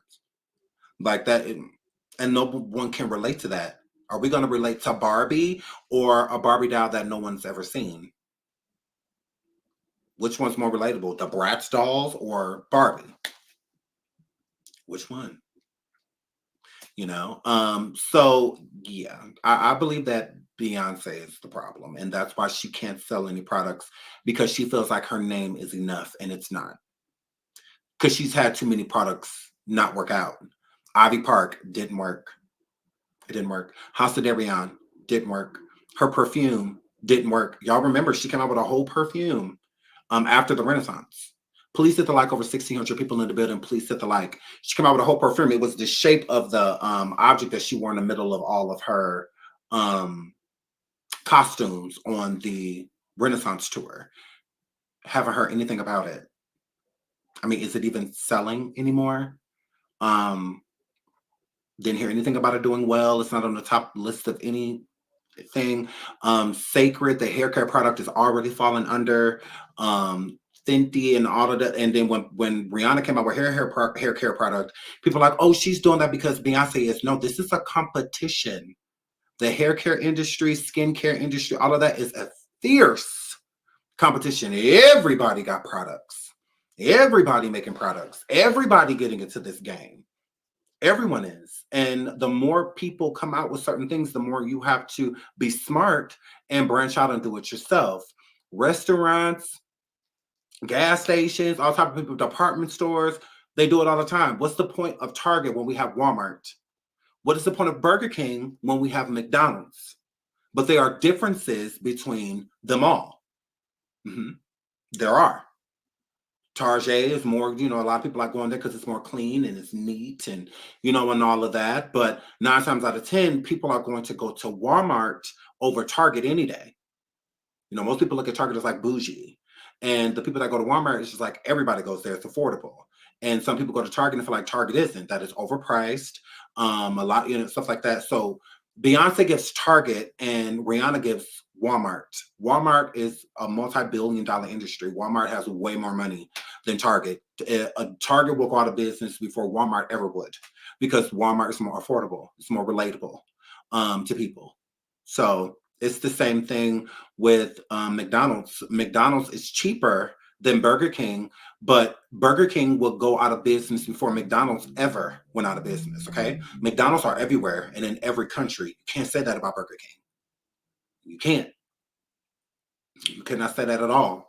Look at stores like Kmart and stuff like that, Toys R Us. A lot of those stores didn't stand the flow of time. They left. They got booted, and whatnot because of places like Target and Walmart, and whatnot. So look at all of the products that Beyonce has had and how they didn't last or went under. Look at Rihanna. Her product has never went under. She's been a billionaire. What's the difference? Rihanna's more relatable and makes her products affordable. So it's no tea, no shade towards Beyonce. It's just the truth. You are the problem. When it comes to your products, you would be better off just being an investor than trying to be the face of the product or the brand. It doesn't make sense for you to do that. It doesn't. I'm just keeping it real. Because I adore her. I love Beyonce, but it's unfortunate that she keeps coming out with these businesses and these products and they do not last. Like, they don't. Rihanna, every time she drops something, it sticks. When she throws an idea at the wall, it stays there. It's like a dartboard. Well, Beyonce, not at all. And both of the women are beautiful. Both of the women are talented. Both of them have crazy catalogs of music, and stuff like that. The difference is relating. We cannot relate to Beyonce. She's been so private and so secretive when it's come to her life that we no longer look at her as like, not that she's not human, but she's made herself look like a perfectionist. So it's not that we expect perfection. She does. She don't want to show you anything besides her being perfect. That's her. And we not perfect. So, and a lot of people can't relate to perfection because we not that. Rihanna shows she ain't perfect. She messes up on her lines. She stumbles over certain things and whatnot, blah, blah, blah. She shows her flaws and all of that stuff. After she had 2 children and whatnot, her body changed and when she truly embraced it, took us on a journey with her. Not Beyonce. No, not her. Beyonce had twins and then the next time we seen her, she was snatched. Find your way back. She got a whole movie, you know, all this. It's like, hello. So, yeah, I think that she has made herself unrelatable. No one can relate to Beyonce, and that is her flaw. That is her flaw. So you become so secretive, nobody knows you. You do so good at hiding to where you start hiding from yourself. You don't even want yourself to see certain stuff, certain behaviors that you're capable of, and stuff like that. 100%. So yeah, that's how I feel about that. Moving right along, but I love you down, Beyonce. I love you down. But it's just no secret to why Rihanna has been a billionaire for years, and Beyonce ain't even at that threshold. She ain't even like knocking on the door yet, and she keeps trying, you know, with certain products and stuff that she brings out to take her to the next level, but it just never pans out. Let's get into the Braxtons. Here they are. Hold on. Oh, be quiet. So, if y'all didn't know, when Tracy passed, shout out to Tracy, God rest her soul. Y'all know I love Tracy. She was my favorite. Please hit the like, please hit the like, please hit the like, please hit the like. There was an issue with the will. And the issue was between Kevin Sr. and Kevin Jr. Now, Kevin Sr. was Tracy's husband for over 30 years, and they had shared one child in between themselves, and that was Kevin Jr. Okay. Tracy decided to leave everything to Kevin Jr.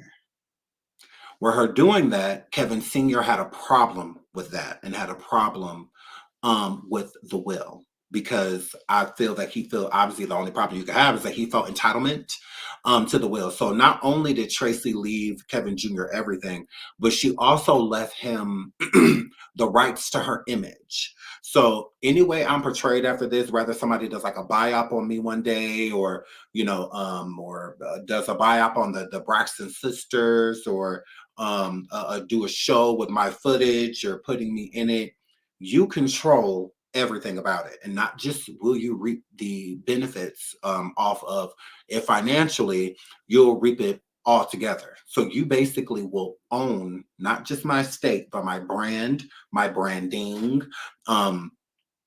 If there was ever somebody that wanted, like in the family, wanted to put a business together and honor Tracy or use Tracy's name or her influence or her image or anything like that, that all has to go through Kevin Jr. Okay, she wanted only her son to profit off of her after she passed away. So Kevin Sr. felt like Tracy was not of sound mind and body when she made that decision. Okay, he felt like, you know, she was really sick at the time, you know, and whatnot. So yeah, so that's how he was feeling. He was feeling like it was a mistake, and clearly wanted to contest the will and change some things so that Kevin Jr. did not have full control. He wanted to control himself. Greed is what it gives, because the woman passed away. Who cares? I mean, it went to your son. If you had a strong relationship with your son, then what would be the problem? You clearly don't. So yeah, he wanted to control it. So let's get into that. I'm going to put up my banner while we play this, because girl, cable TV be tripping. They be absolutely tripping, honey. So I'm going to put up my fair use banner. Where is it? Actually, I'll just put this up. Girl. The Braxtons. I'll put this up. I'll put up my fair use too, but let's get into it. So this is Trina sitting down with Kevin Jr. and Tracy's lawyer, okay? This is who's speaking. Here because I came to take you to the courthouse to probate your mother's will. There's still some issues between, I guess, how my father feels and how I feel. Tell me a little bit about that. I guess he feels like, I want to say blindsided, but it's not done the right way. So I think that's just hard for him to understand, like, why did she put everything in my hands? So I think that's the biggest. So he's saying that his father feels that everything was not done in the proper way. How was that possible? Tracy knew exactly what she was doing because she was of sound mind and body when she had did this will. So I think Kevin Jr. is trying to keep it cute because I don't think he wants like any issues with his dad. I think he really loves his dad, and he already lost his mom. So why would you want to be feuding with the last really closest person that you have to you besides your, outside family? His father and his mother is his immediate family. Well, now his family is like his children and wife, and whatnot. But prior to that, his immediate family was his mom and his dad, and he grew up the only child. So why wouldn't she want to leave everything to her son? This is what happens when Tracy said, Kevin Sr., you will never take care of another bitch for my money. No, you will not. This is why if he wasn't cheating on that woman while she was alive and, and all of that stuff, that's why you have to be careful how you treat people. Why wouldn't she want just her son, the only man in her life that has never hurt her? Kevin Jr. Why wouldn't she want him to reap every benefit? The only man in her life, her father hurt her. You hurt her, Kevin Sr. Many, many, many times. Y'all wasn't on marriage boot camp and all of that stuff for no reason. Okay? Yeah. So why wouldn't she? This is why you don't cheat. This is why you honor your vows and your vows and all of that. This is why you do all of those things. Honor thy wife. Honor thy husband. Okay? Because then you don't have to worry about stuff like this. If she knew that she could fully trust you to do what you were supposed to do, then she would have made sure that everything went into your name and she just left her son certain things because she didn't have to leave him everything. She didn't. She could have cut you in, but for what? But for what? It also shows how she was feeling in her last days because y'all were married. Y'all were married. So this wasn't a spiteful thing, in my opinion, because she has sisters. She didn't even leave anything to her sisters, and she definitely would have left something to Tawana and Trina. Oh, yeah. Not even her mother. She didn't leave nobody nothing but her son. The only person that never hurt her. Tracy knew leaving this world that the family was not okay. Was not okay. I think that she was hoping that her death would have maybe brought them closer together. But if it didn't, my baby gonna be all right. My baby is gonna be all right. He gonna be okay. Yeah. If they're not looking after him or making sure he has what he needs and we're not doing what I would have did if I was here, I'm gonna do it even not being here. Everything goes to him. And I don't want it to be questioned. Everything will go to my son. And that's why she made it ironclad. She knew that Kevin Sr. would try to contest. She knew he would. Because she knew him. So if he was trying to run everything about her and her finances and their life while she was alive, why wouldn't he do that in her death? Why? Why wouldn't he? So again, she made sure that her baby, her son, was okay. And she did the right thing. Her sisters can take care of themselves. They've been doing it, and they're going to continue. Her mother can take care of herself. But when it comes to her son, when it comes to your kids, you're not necessarily sure. And she's passing at a time to where Kevin is still young. There's a lot of trials and tribulations that he's still going to face. Why not make it so that he always has a home? He always has, and owns it and can keep it in his family and pass it on to his children and stuff one day. Make sure that he has some type of income coming in for years to come to where the money's being released to him at certain points in time because he's young, so that he doesn't just get it and blow it all or get it and give it to his father, or something like that. It's just like, no, your father can take care of himself. He's been doing it. He's been doing it. He's been cheating on me. He's been out here with other women, and stuff like that. So I know he's going to move on after I pass, and it's going to be his responsibility to take care of whoever he get with. He's not moving on women in my house. He's not starting a new family in my house, because it's easy for men to reproduce.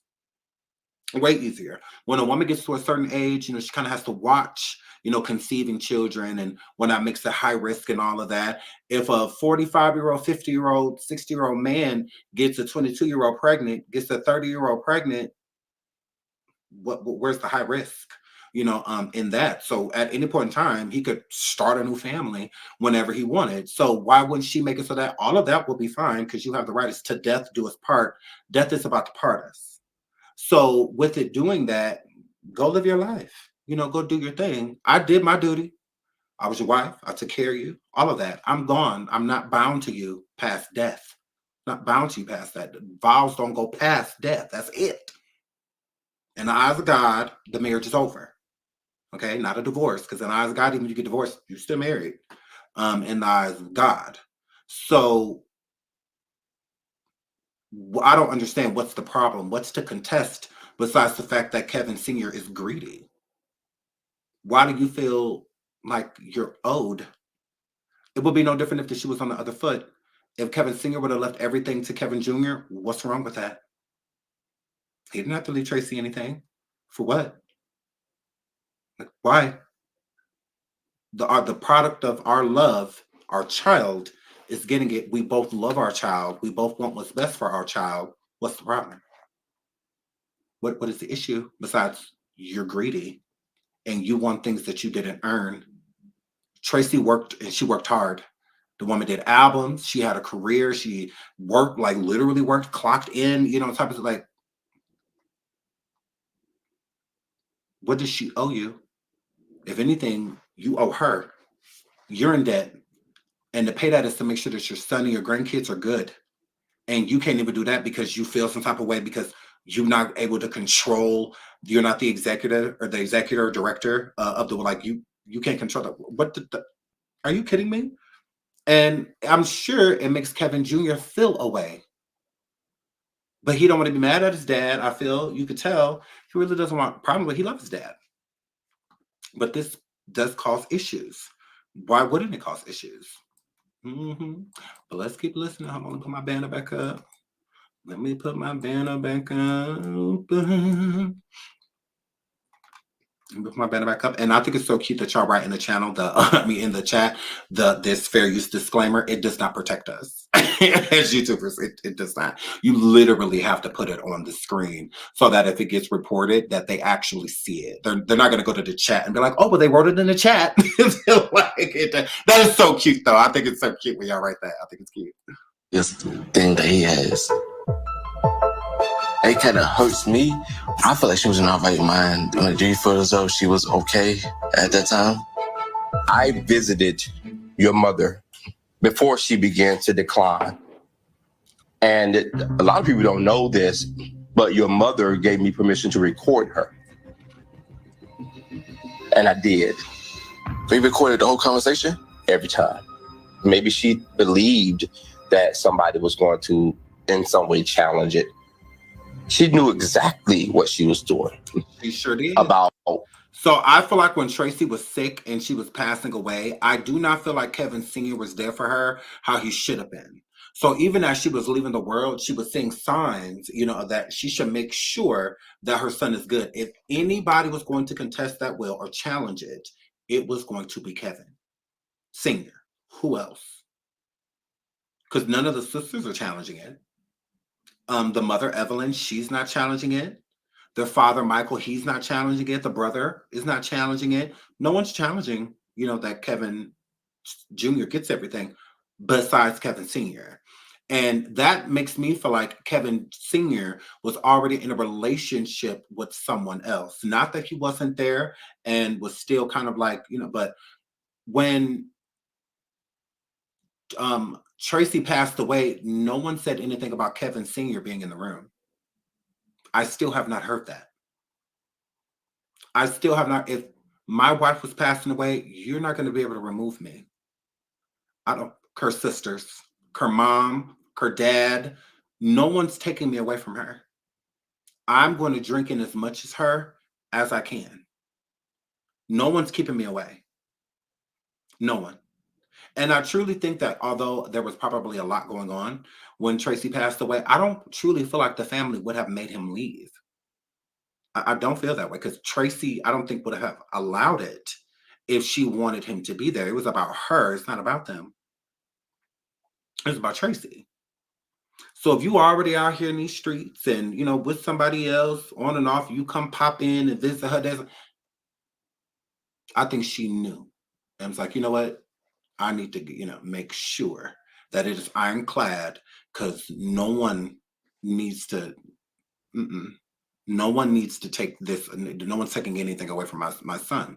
And I think maybe she already knew that he was already seeing other people and stuff, which is fine. It's just you're not going to profit off of me or in any type of way. My grandkids and my son could be profiting off of this, using this, not you.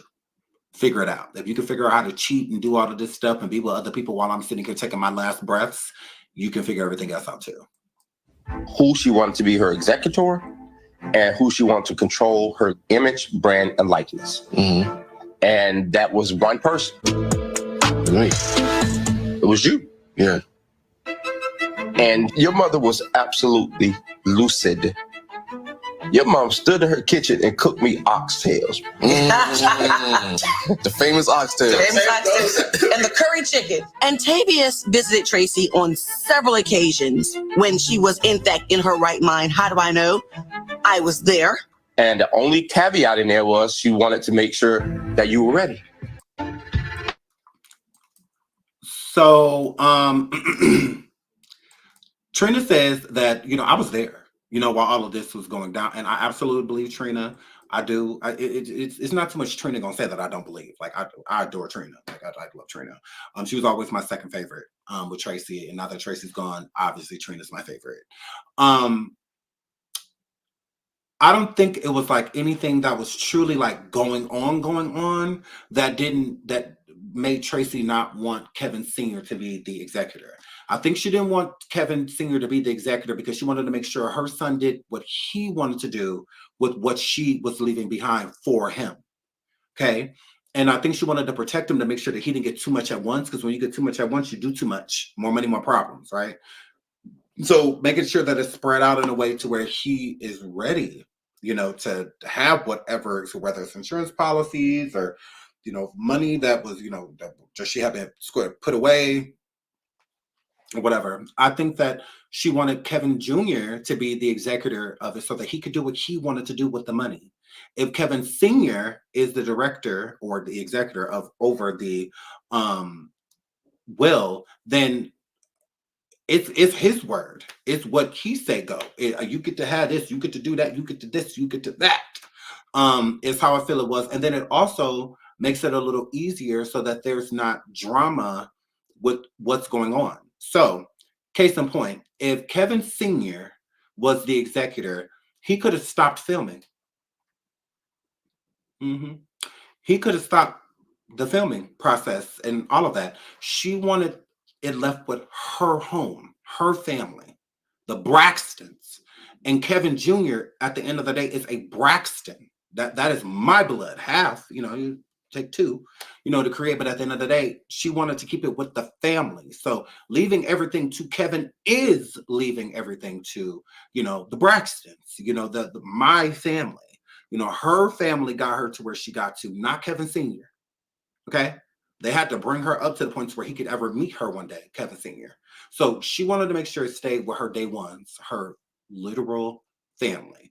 And when it comes to being the executor, it's not just over the money. It's also over her imaging, her branding, everything.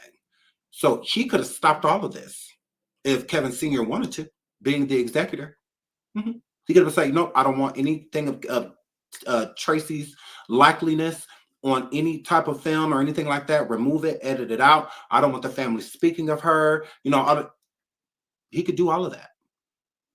And that caused a lot of friction internally inside of the family. So to avoid all of that, if my son has everything, then he can decide. So if Kevin Jr. decided, like, you know what, I don't want my mom's likeliness or anything like that put on film, or the family would respect it. You know, if Kevin Sr. said it, you think the family gonna respect it? You think the family gonna be like, oh, okay, the same person that cheated on her, hurt her, basically left her for dead, type of shit? No, it's going to be a problem. It's going to be an issue. She's not going to be able to rest well. But knowing that Kevin Jr. was going to have everything, I think it just gave her a little bit more peace. You know, I'm leaving here knowing that her son is going to be okay. He already had children and stuff before she passed away, so she had grandkids. She wanted to make sure that they're okay too. You know, and all of that. And that's the best way to make sure of it, is him being able to make the decisions that he wants to make. So if anybody is to ever profit off of my name, it will be my son, nobody else. I think that that's what this is all about. I think this is why Kevin Sr. has such an issue with it. And I don't think it's just about the money. I also think it's about controlling her imaging and her branding and all of that stuff. It's still money to be made, you know, off of her, rather she's here or gone. There's still money to be made. So I think what Tracy did was the right thing. I think what she did was the right thing. So I don't think just because she put it in his name, it doesn't mean that there was like beef between her or her sisters or her mother or father or Kevin Sr. I think she just, like any parent, just wanted to make sure that her son was okay. There were certain things that Tracy wanted to keep between Tracy and her attorney. But Tracy was absolutely in her right mind. She trusts me so much with her legacy that she'll put it in my hands. This is stuff she told me when I was young. Really? Like, so this was no surprise to you? It wasn't a surprise to me. See, like, if something ever happened to me, I'm putting everything in your name. Only thing that kind of changed for me is when she said she didn't want. All that says to me is what Tracy's saying, if anything ever happened to me, everything's going in your name. All that says to me is that that's the only person she trusts. She don't trust somebody else. Anything happen to me, everything you, because I trust you. That's all I take from it. She trusts her son. She trusted him. With every fiber in her body, she trusted her son. If she trusted her husband, she would have left everything to him. She didn't trust him to do the right thing. So since she didn't trust him to do the right thing, who I need to make sure is being taken care of, meaning if I would have given Kevin Sr. everything, he would have made sure that my son was taken care of. I'm just going to give it to my son. Just get rid of the middleman. No middleman. Everything go to my son. Everything. I don't see what the problem is. I commend her for that. I would do the same thing and over again. And over and over again. On a funeral service or viewing. She did not want a service. She didn't want her sorority, any other organization to do a memorial.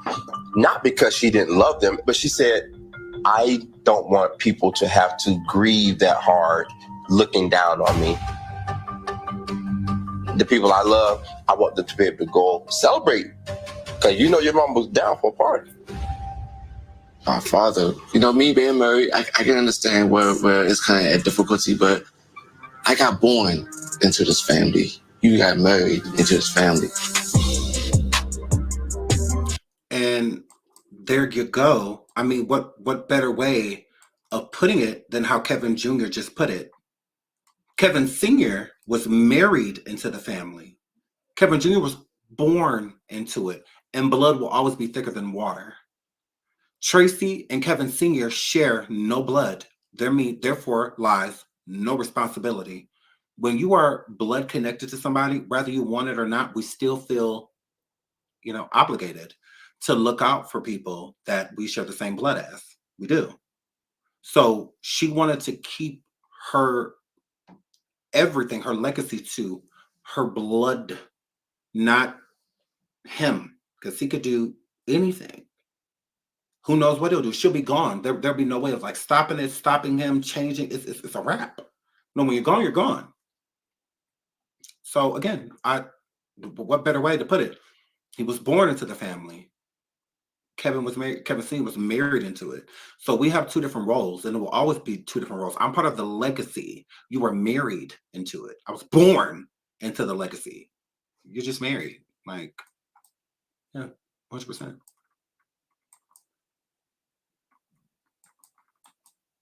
I mean, you have the lineage, you have the bloodline. Yeah. And you have grown incredibly since that time I've seen. Right? I didn't even expect Not ours, just Yes. the mental. She knew you had it in you. She's smiling right now. She is smiling. Attorney Weems has really armed Kevin with a lot of knowledge, clarity, and information to get some understanding about why Tracy did things the way she did. For little Kevin, anytime you can hear something from someone who can remove themselves from a situation is always a good thing. Time I saw you, we were here. So shout out to the Braxtons. I've definitely been watching. We will do another like full review on them in the future. But until then, I just wanted to give y'all a little smidge because I watched that episode. So we'll do a full review. But I had other topics, so I didn't want, because the show could get really long with doing that. So let's get into our last topic before we get out of here. We've been live about 2 hours. So yeah, let me.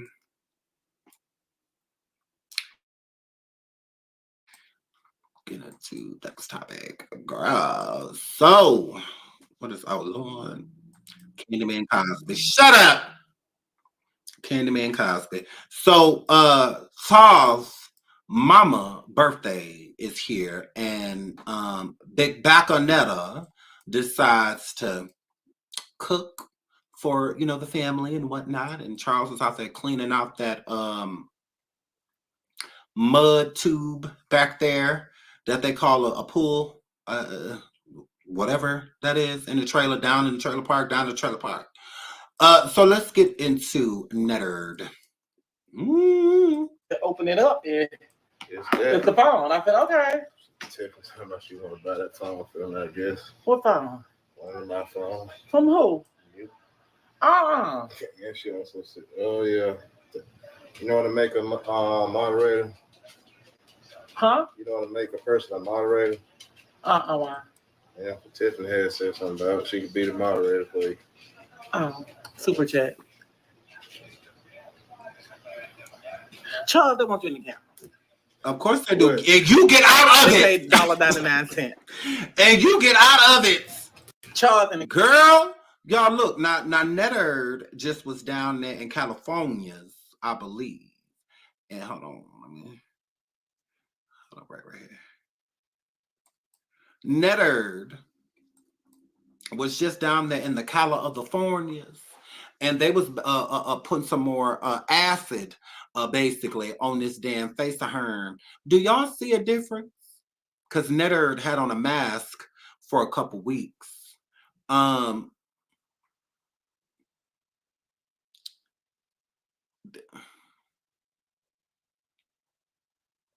He puts the jello, the pudding. Oh girl, it's very so much giving Dr. Huxtable still. Very so much. I really don't see any difference, but I was just checking. Maybe y'all did, but girl. Charles, they want you in the camera. And you out. What?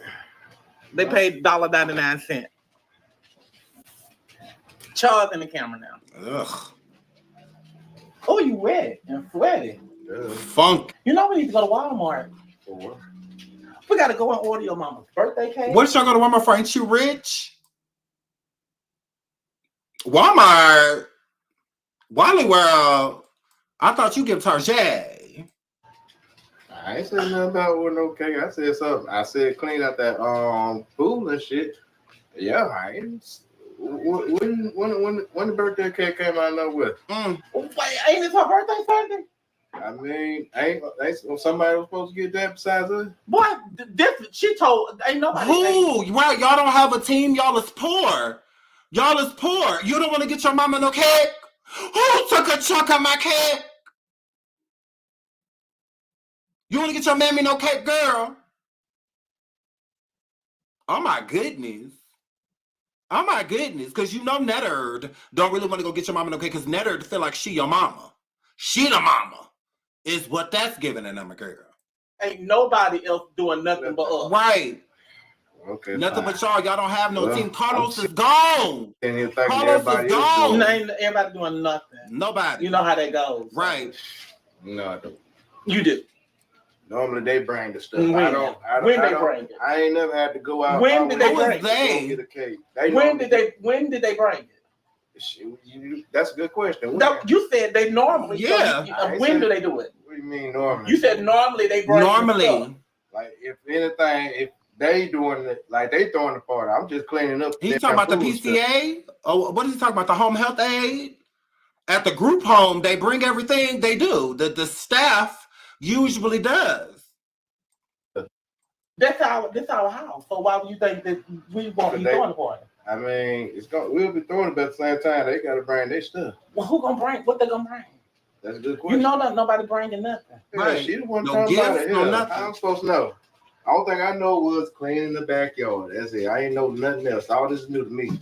So if you was having a party, I did not told you I didn't throw no party. I did. Well, that's you. I didn't. I had your birthday cake. What that I got had to do you with too. it? What that got to do with it? That's what you have when you have a birthday party. Yeah, my birthday party. Oh. Duh. Anybody who birthday party you go to down in okay? I don't know really. All right. Listen, I don't care enough for that. You don't care enough for that? I don't. I do not care. Okay. I love my mom, but I'm assuming that she's supposed to be bringing that. That you assuming that you throwing her a party.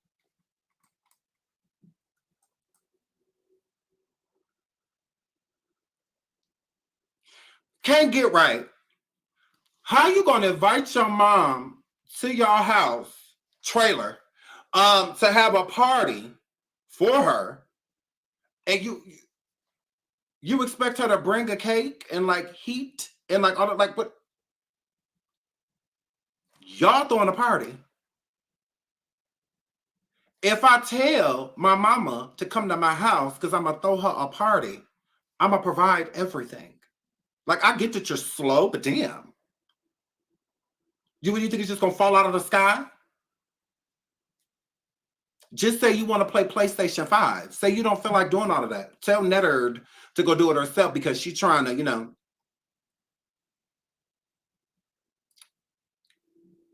convince your mama to like her, I guess. Him, shim. Why would you not? It's a birthday party. Not just a little party, a little gathering. Y'all get no slow like slow-dio. No. You're supposed to provide all of that. What gets me is that y'all literally sitting here talking about it instead of just doing it. Because it has to be done. And y'all don't have a team. And Walmart don't deliver to trailer parks. It's too dangerous. I know I'm not too ghetto. So, the Walmart don't deliver to trailers. Not down there in Alabama. Not down there. Not down there. So, clearly y'all got to go to the store.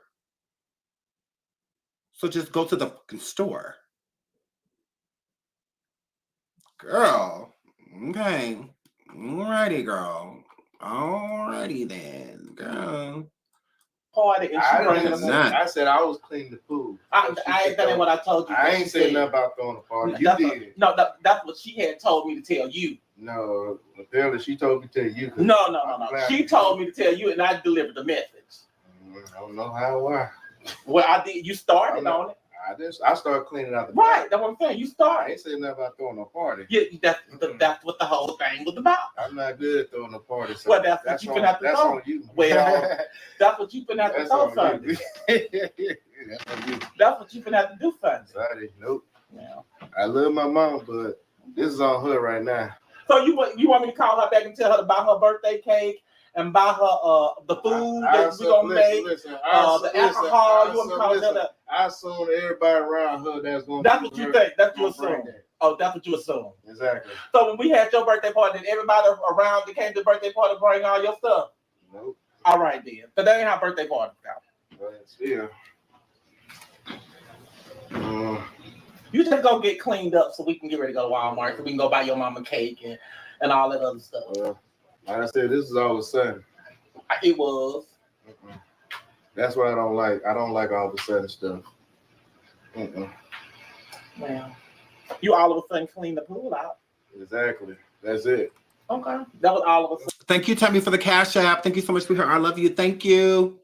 and stuff. That was what I did the hard shit. I ain't supposed to be doing everything else. Oh, Okay. it's your So let's go mama. get cleaned up and stuff so we can go to Walmart then.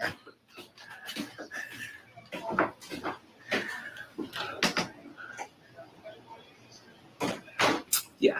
Okay. So now he's going to get cleaned up. So when the food is done, we can get ready to go and we going to Walmart. Girl, I cannot. Shout out to Yep, I Said It for the super sticker. Thank you so much, sweetheart. Shout out to Shelly's Castle for being a member for 1 month. Thank you, thank you, thank you. And shout out to Ebony J. She said, Jay-Z need to let B come outside. I don't think it's Jay-Z, honestly. I think it's her. She need to go outside because she go outside. Blue Ivy was just outside by herself, hanging out with her friends, just as beautiful as could be, with her own bodyguard and all of that stuff. But like I said, sometimes when you hide from the public and hide from people so that they don't see you, so they don't see you sneeze, fart, cough, none of that, you just get used to that. You get so used to hiding away to where you just kind of never stop doing it, you know? Like 100%. A lot of artists do it, not just her. People like Diana Ross and stuff have done the same thing to themselves. If Diana Ross wanted to sell something right now, it wouldn't sell. As much people love her, as legendary as she is, it would not sell. If it's not music or a tour, it ain't selling. All right, get all this stuff for this party for this weekend.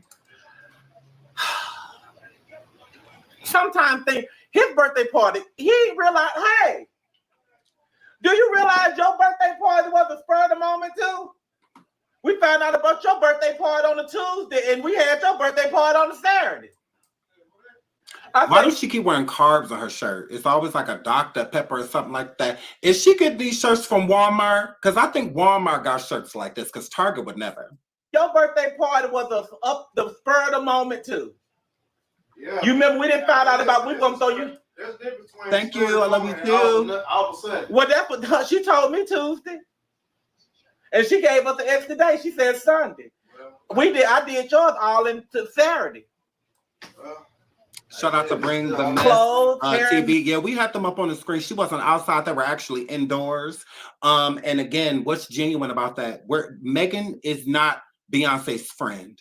Megan Thee Stallion is a business opportunity. She is signed to Roc Nation, which is still underneath the control of her husband, Jay-Z. No different than all of these events that happen throughout the year, but Beyonce only be at certain ones that usually is profitable to her husband, like Roc Nation, brunches, and stuff like that. So I don't view her hanging with Megan as her being outside. If she would have took pictures of her hanging with like Nicki Minaj and SZA and, you know, people like Lizzo and so many other people like Chloe and Holly and stuff like that, that's to me like Beyonce being outside. Not hanging because Megan the Pegasus is holding Glow as close as she can to her because every time she make a female friend, they realize how fake of a bitch she is within the first 72 hours. So they just got off tour together. They do this whole podcast together. So they've been hip and hip. So to me, there's nothing organic about Megan or Glorilla being at Beyonce's event. That's just them making money. That's Beyonce collecting a check at that point in time, killing two birds with one stone is how I look at it. Megan Thee Stallion is a business deal with that her husband made a long time ago. They made a pop, you know, and all of that, brought underneath the wing and whatnot. And it's the same thing with Glow. Glow is connected to Megan. So I don't see, you know, that really being like them outside, or her being outside. No, Beyonce is always in a controlled environment, not giving authentic. Not giving authentic. To me, that's not her being outside. Not at all. But I get what you mean. Shout out to Bring the Mess TV. And makeup, food. I had to get a caterer. I had to get cake. I had to rent Maybachs and all. I had to do all that. Thank you. Can shut your ass up. Not rent Maybachs. Buy one. I dare you. See, you so rich. Buy one. Shout out to Kendall for the super sticker. Thank you. Thank you. Thank you. Thank you. Thank you. And you did it a week's time. We talking about what, a day now? It ain't no day. She told me this Tuesday. You told me about it, but you ain't told me about me throwing a party. I thought I told you that. Nope. I don't recall. Well, I'm telling you now. How about that? And it's in 2 days. What you gonna put on? What you want me to get you? I don't know. Something to match. Something to match. Okay, I will. Yeah, get him a Mountain Dew shirt. Get him a diet Dr. Pepper shirt. I went on this food done so I can end this live. Ain't nobody doing no more super chat, so they don't want to ask me no more questions. Right now, I need you to go back there and get some quick. I said the same thing. Like, why is this like, y'all like literally like going back and forth about this? Just do it. Netta invited the woman. Just go get her, the stuff she needs for the, like, why is this a discussion? Like, why is it, y'all that boring now? Y'all that boring now? Netta. It's half. Girl, I cannot. Okay, first you gotta take a shower. That's what I'm gonna do. Yeah, I can do that. Okay, don't rush me. Don't rush. You see how you rush? So demanding. Like, give me time. Or just a little time. Ugh. See, our relationship ain't that bad. I keep trying to tell y'all, we just put on to be putting on. So yeah, y'all the best of friends. But we do have conversations and stuff like that. Mm. Well, we have mother-son, son-mother conversations. That's the type of strong conversation you have with your son. Like, ain't that your man? Ain't that your man? That's not a conversation I would be having with my man. If I invited your mom to the house and I told you to go get dressed so we can go find your mom a cake, and because you know more about her than I do, it's your mom, what color she like, what things she likes, and stuff like that. And I tell you to get dressed and you say that all you was doing was cleaning up the yard, then that's what his mammy would have came to. She sure would have. Mm-hmm. She would have came to a clean yard. She would have got her ass in that water and took her ass home. Oh, well, now I would have do a couple of, meat on a barbecue grill, and something like that, made up plates, period. But yeah, you don't want the bitch to have a cake. She not gonna have no cake. I ain't getting her no ice cream. Okay, it's your mama. It's yours. It's different if I'm throwing a party from my mom. Okay, if I'm throwing a party from my mom, say less, you ain't gotta come with me to get nothing. Don't worry about it. You just be here when I get back so you can have me bring groceries in the house. But other than that, like, this isn't a conversation. He clearly don't want his mom to have nothing. That's what I'm getting from it. He said that he wasn't planning on buying her no cake and all of that. He said that she should bring all of that. Okay, well, text her and tell her. Because if not, I would have just played her live when she came to the house. Oh, girl, I was going to get you a cake and stuff, but listen. Yeah. That's your son. Yeah, so. And I didn't want to argue with him, girl. Yeah, he said he didn't want you to have a cake. He didn't want you to have no ice cream. None of that. That's your son. You raised that. You raised that idiot over there. That ain't got nothing to do with me. Yeah, ma'am. I sure did want to get you a cake, put your little name on it.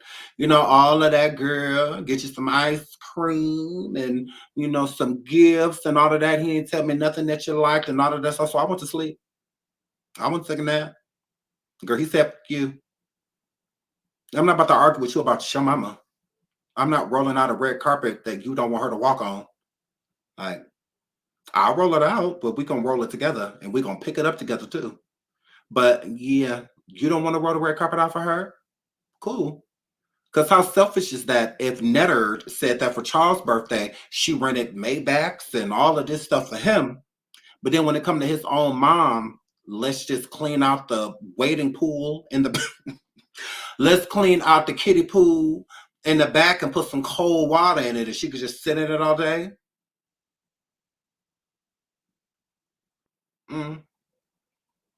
Interesting. Because I would have rented the Maybachs and all that stuff for my mama.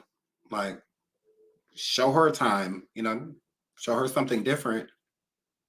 But when it come to her, oh, well, I cleaned up the yard and I put some water in the pool back there. That's all she need. Anything else she can bring herself. If I was Netta, I would have said, okay. If you don't want your mom to have any pudding, then she won't have any pudding. That's just what that were. That's just what that were. That's just what that were. If you don't want her crooked-footed ass to have no good birthday party, oh well. That's on you. That's on you. That ain't got nothing to do with me. Okay. Say less. Say less. arguments and falling out and all that other stuff. We have that too.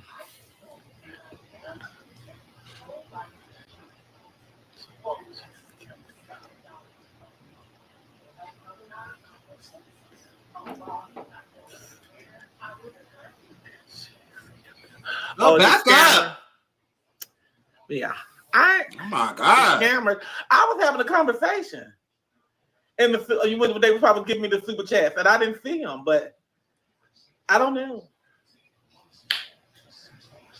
Okay. I'm seeing some of them now. Oh my God. Stop sending stuff. How you as a woman. Oh my God.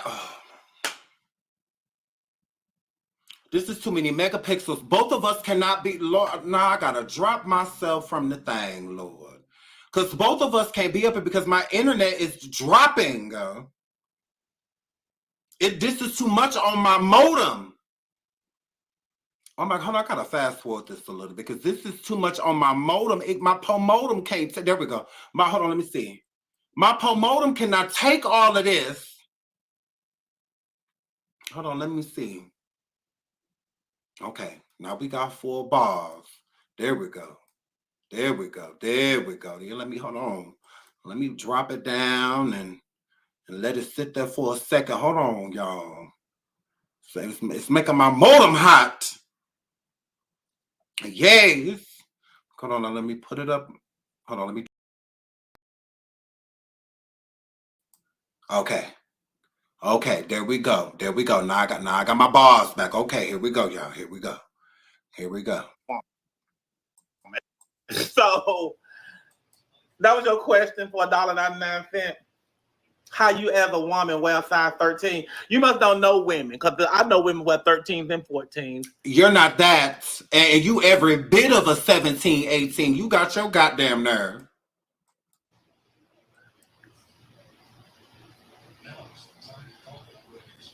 Thank you, Anita.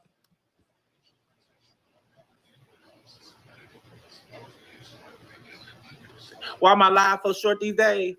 Shoot, because I ain't been cooking no, like now. You know, I got something to cook.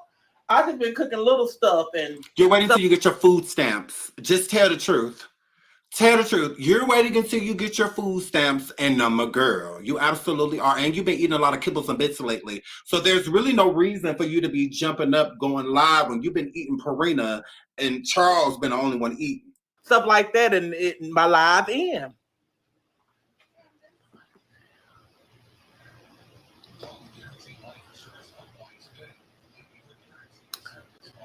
Right. All right. So, all right. Bacon, bacon, bacon. Why she okay, like somebody? Cheese done start trying to burn. Grandmama from the back. Ooh, girl. Charles, you really be in there hitting that? Charles, you really be in there?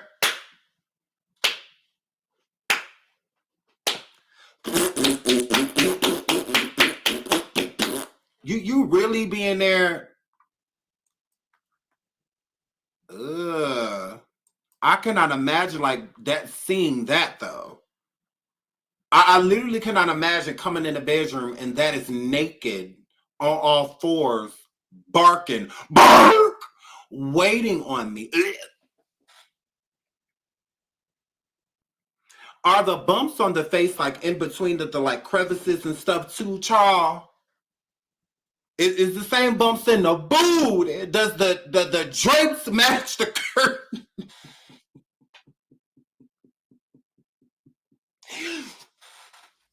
Charles, you really be in there hitting that, don't you? Ew. I could not imagine that struggle ponytail, all of this back, no booty in there, just flex, Lord. And then talk about some, oh, your sausage ready. Sauce this pussy ready. They hating on you. They hating on you.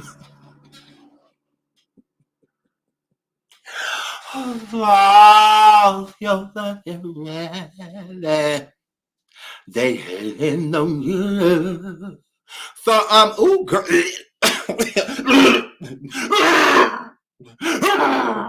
Like, I cannot imagine. Netta, I will punch you on your back, bitch. I sure would. I'll kick you all up in your back. Mm-hmm. Talking about something, you gonna hit this, y'all? Son, I want you to take me in the back and rock my world. I want you to take me in the back, and I want you, and I just want you, I just want you to, I just want you to take me back there and just lay me down on the bed, and then after you lay me down on the bed, I just want you to take that big dick and they put that big dick in me. I will fight you, ho. Mm-hmm. Like I will fight you. Got your damn nerve, girl. Like no, hell no. Mm-mm. Son, I just want to do this. I just yes. Just take me back there and just lay me on my back and just yeah. So I just cannot imagine like going in a room and this is like waiting for me. My stomach hurts. Just like at the thought of that. Ew. Whoa. And then they're making that noise too. Stand up!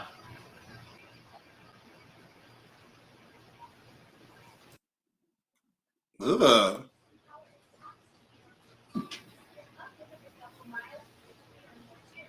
Whoa. Ugh. Whoa. Ugh.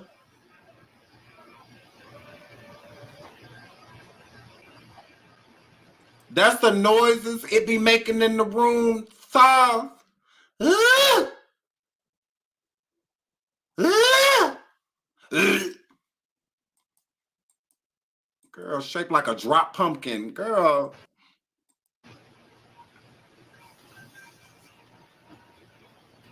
Oh, yeah.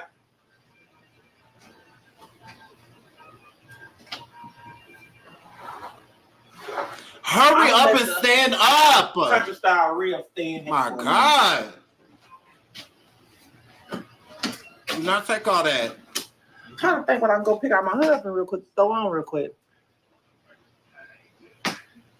Can y'all give me a second while I go find him something? Yes. Ain't gonna talk now. Not yes.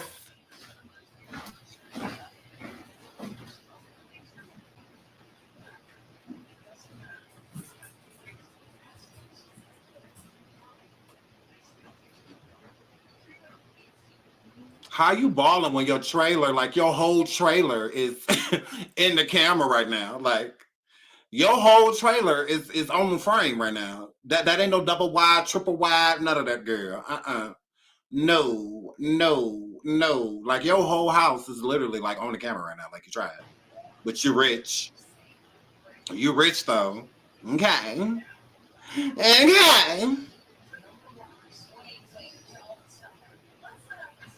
Oh girl.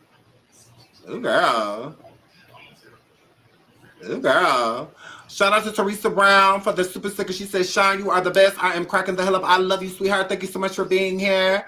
Shout out to Bella B. She says, love you, SDW. You're always the key. Thank you, sweetheart. I love you, girl. Thank you so much. Shout out to Rural Town Beauty. She says, imagine Spicy, Netta, and Char. Don't do that. Don't come here with that blasphemy. Thank you for the super sticker, sweetheart. Hurry up, Netta. That was gonna take long at all because Miss Netta be prepared, baby. Yeah, whatever. She had everything together. When they got your baby, your son, that dog. Clothes on the bed. Clothes on the bed.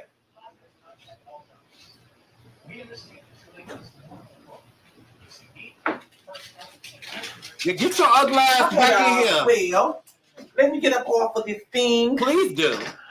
And stuff. And let me take out these country style real so y'all can see them real quick. Dogs should not be this close to ribs. They really shouldn't.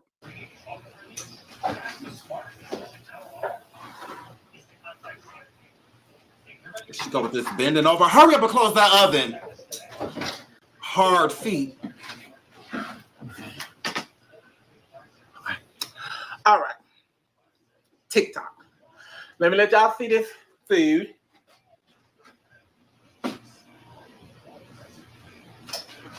Seven bring in. Okay. All right. Flip, flip, flip. Look at that. Here is the country style rib with the bell pepper and onions. You know, you got to talk about that. Why are you getting everything sucked out but that damn back is what I just, girl. Don't you want a small? Don't you want a small back there, girl? Yes. So shout out to Tammy and LaTonya for the Cash Apps. Thank you, thank you, thank you, thank you. Shout out to LaTonya and shout out to Tammy. Thank you, thank you, thank you so much for the Cash Apps. And thank you all for all the super stickers and liking the video. I have to get out of here. And my girl, I absolutely do. We will be back tomorrow. We'll be doing another Hot Topics on just like celebrity tea and all of that. And I should be getting book club started sometime today for the book Bling. If you guys are over there, okay, I'll see you guys. Okay, I love you guys so much. And again, thank y'all just so much for being here. Happy holidays. I hope you all have a good day. I hope I brightened it a little bit if it was foggy or fuzzy, you know, and all that good stuff. And I'm like, I love you guys. So I will see y'all on the next show. Until then, y'all be good. At least to each other. If you're not going to be good to nobody else. And I'm like, girl, I'm going to get out of here, go check on my kids. They quiet. Bye.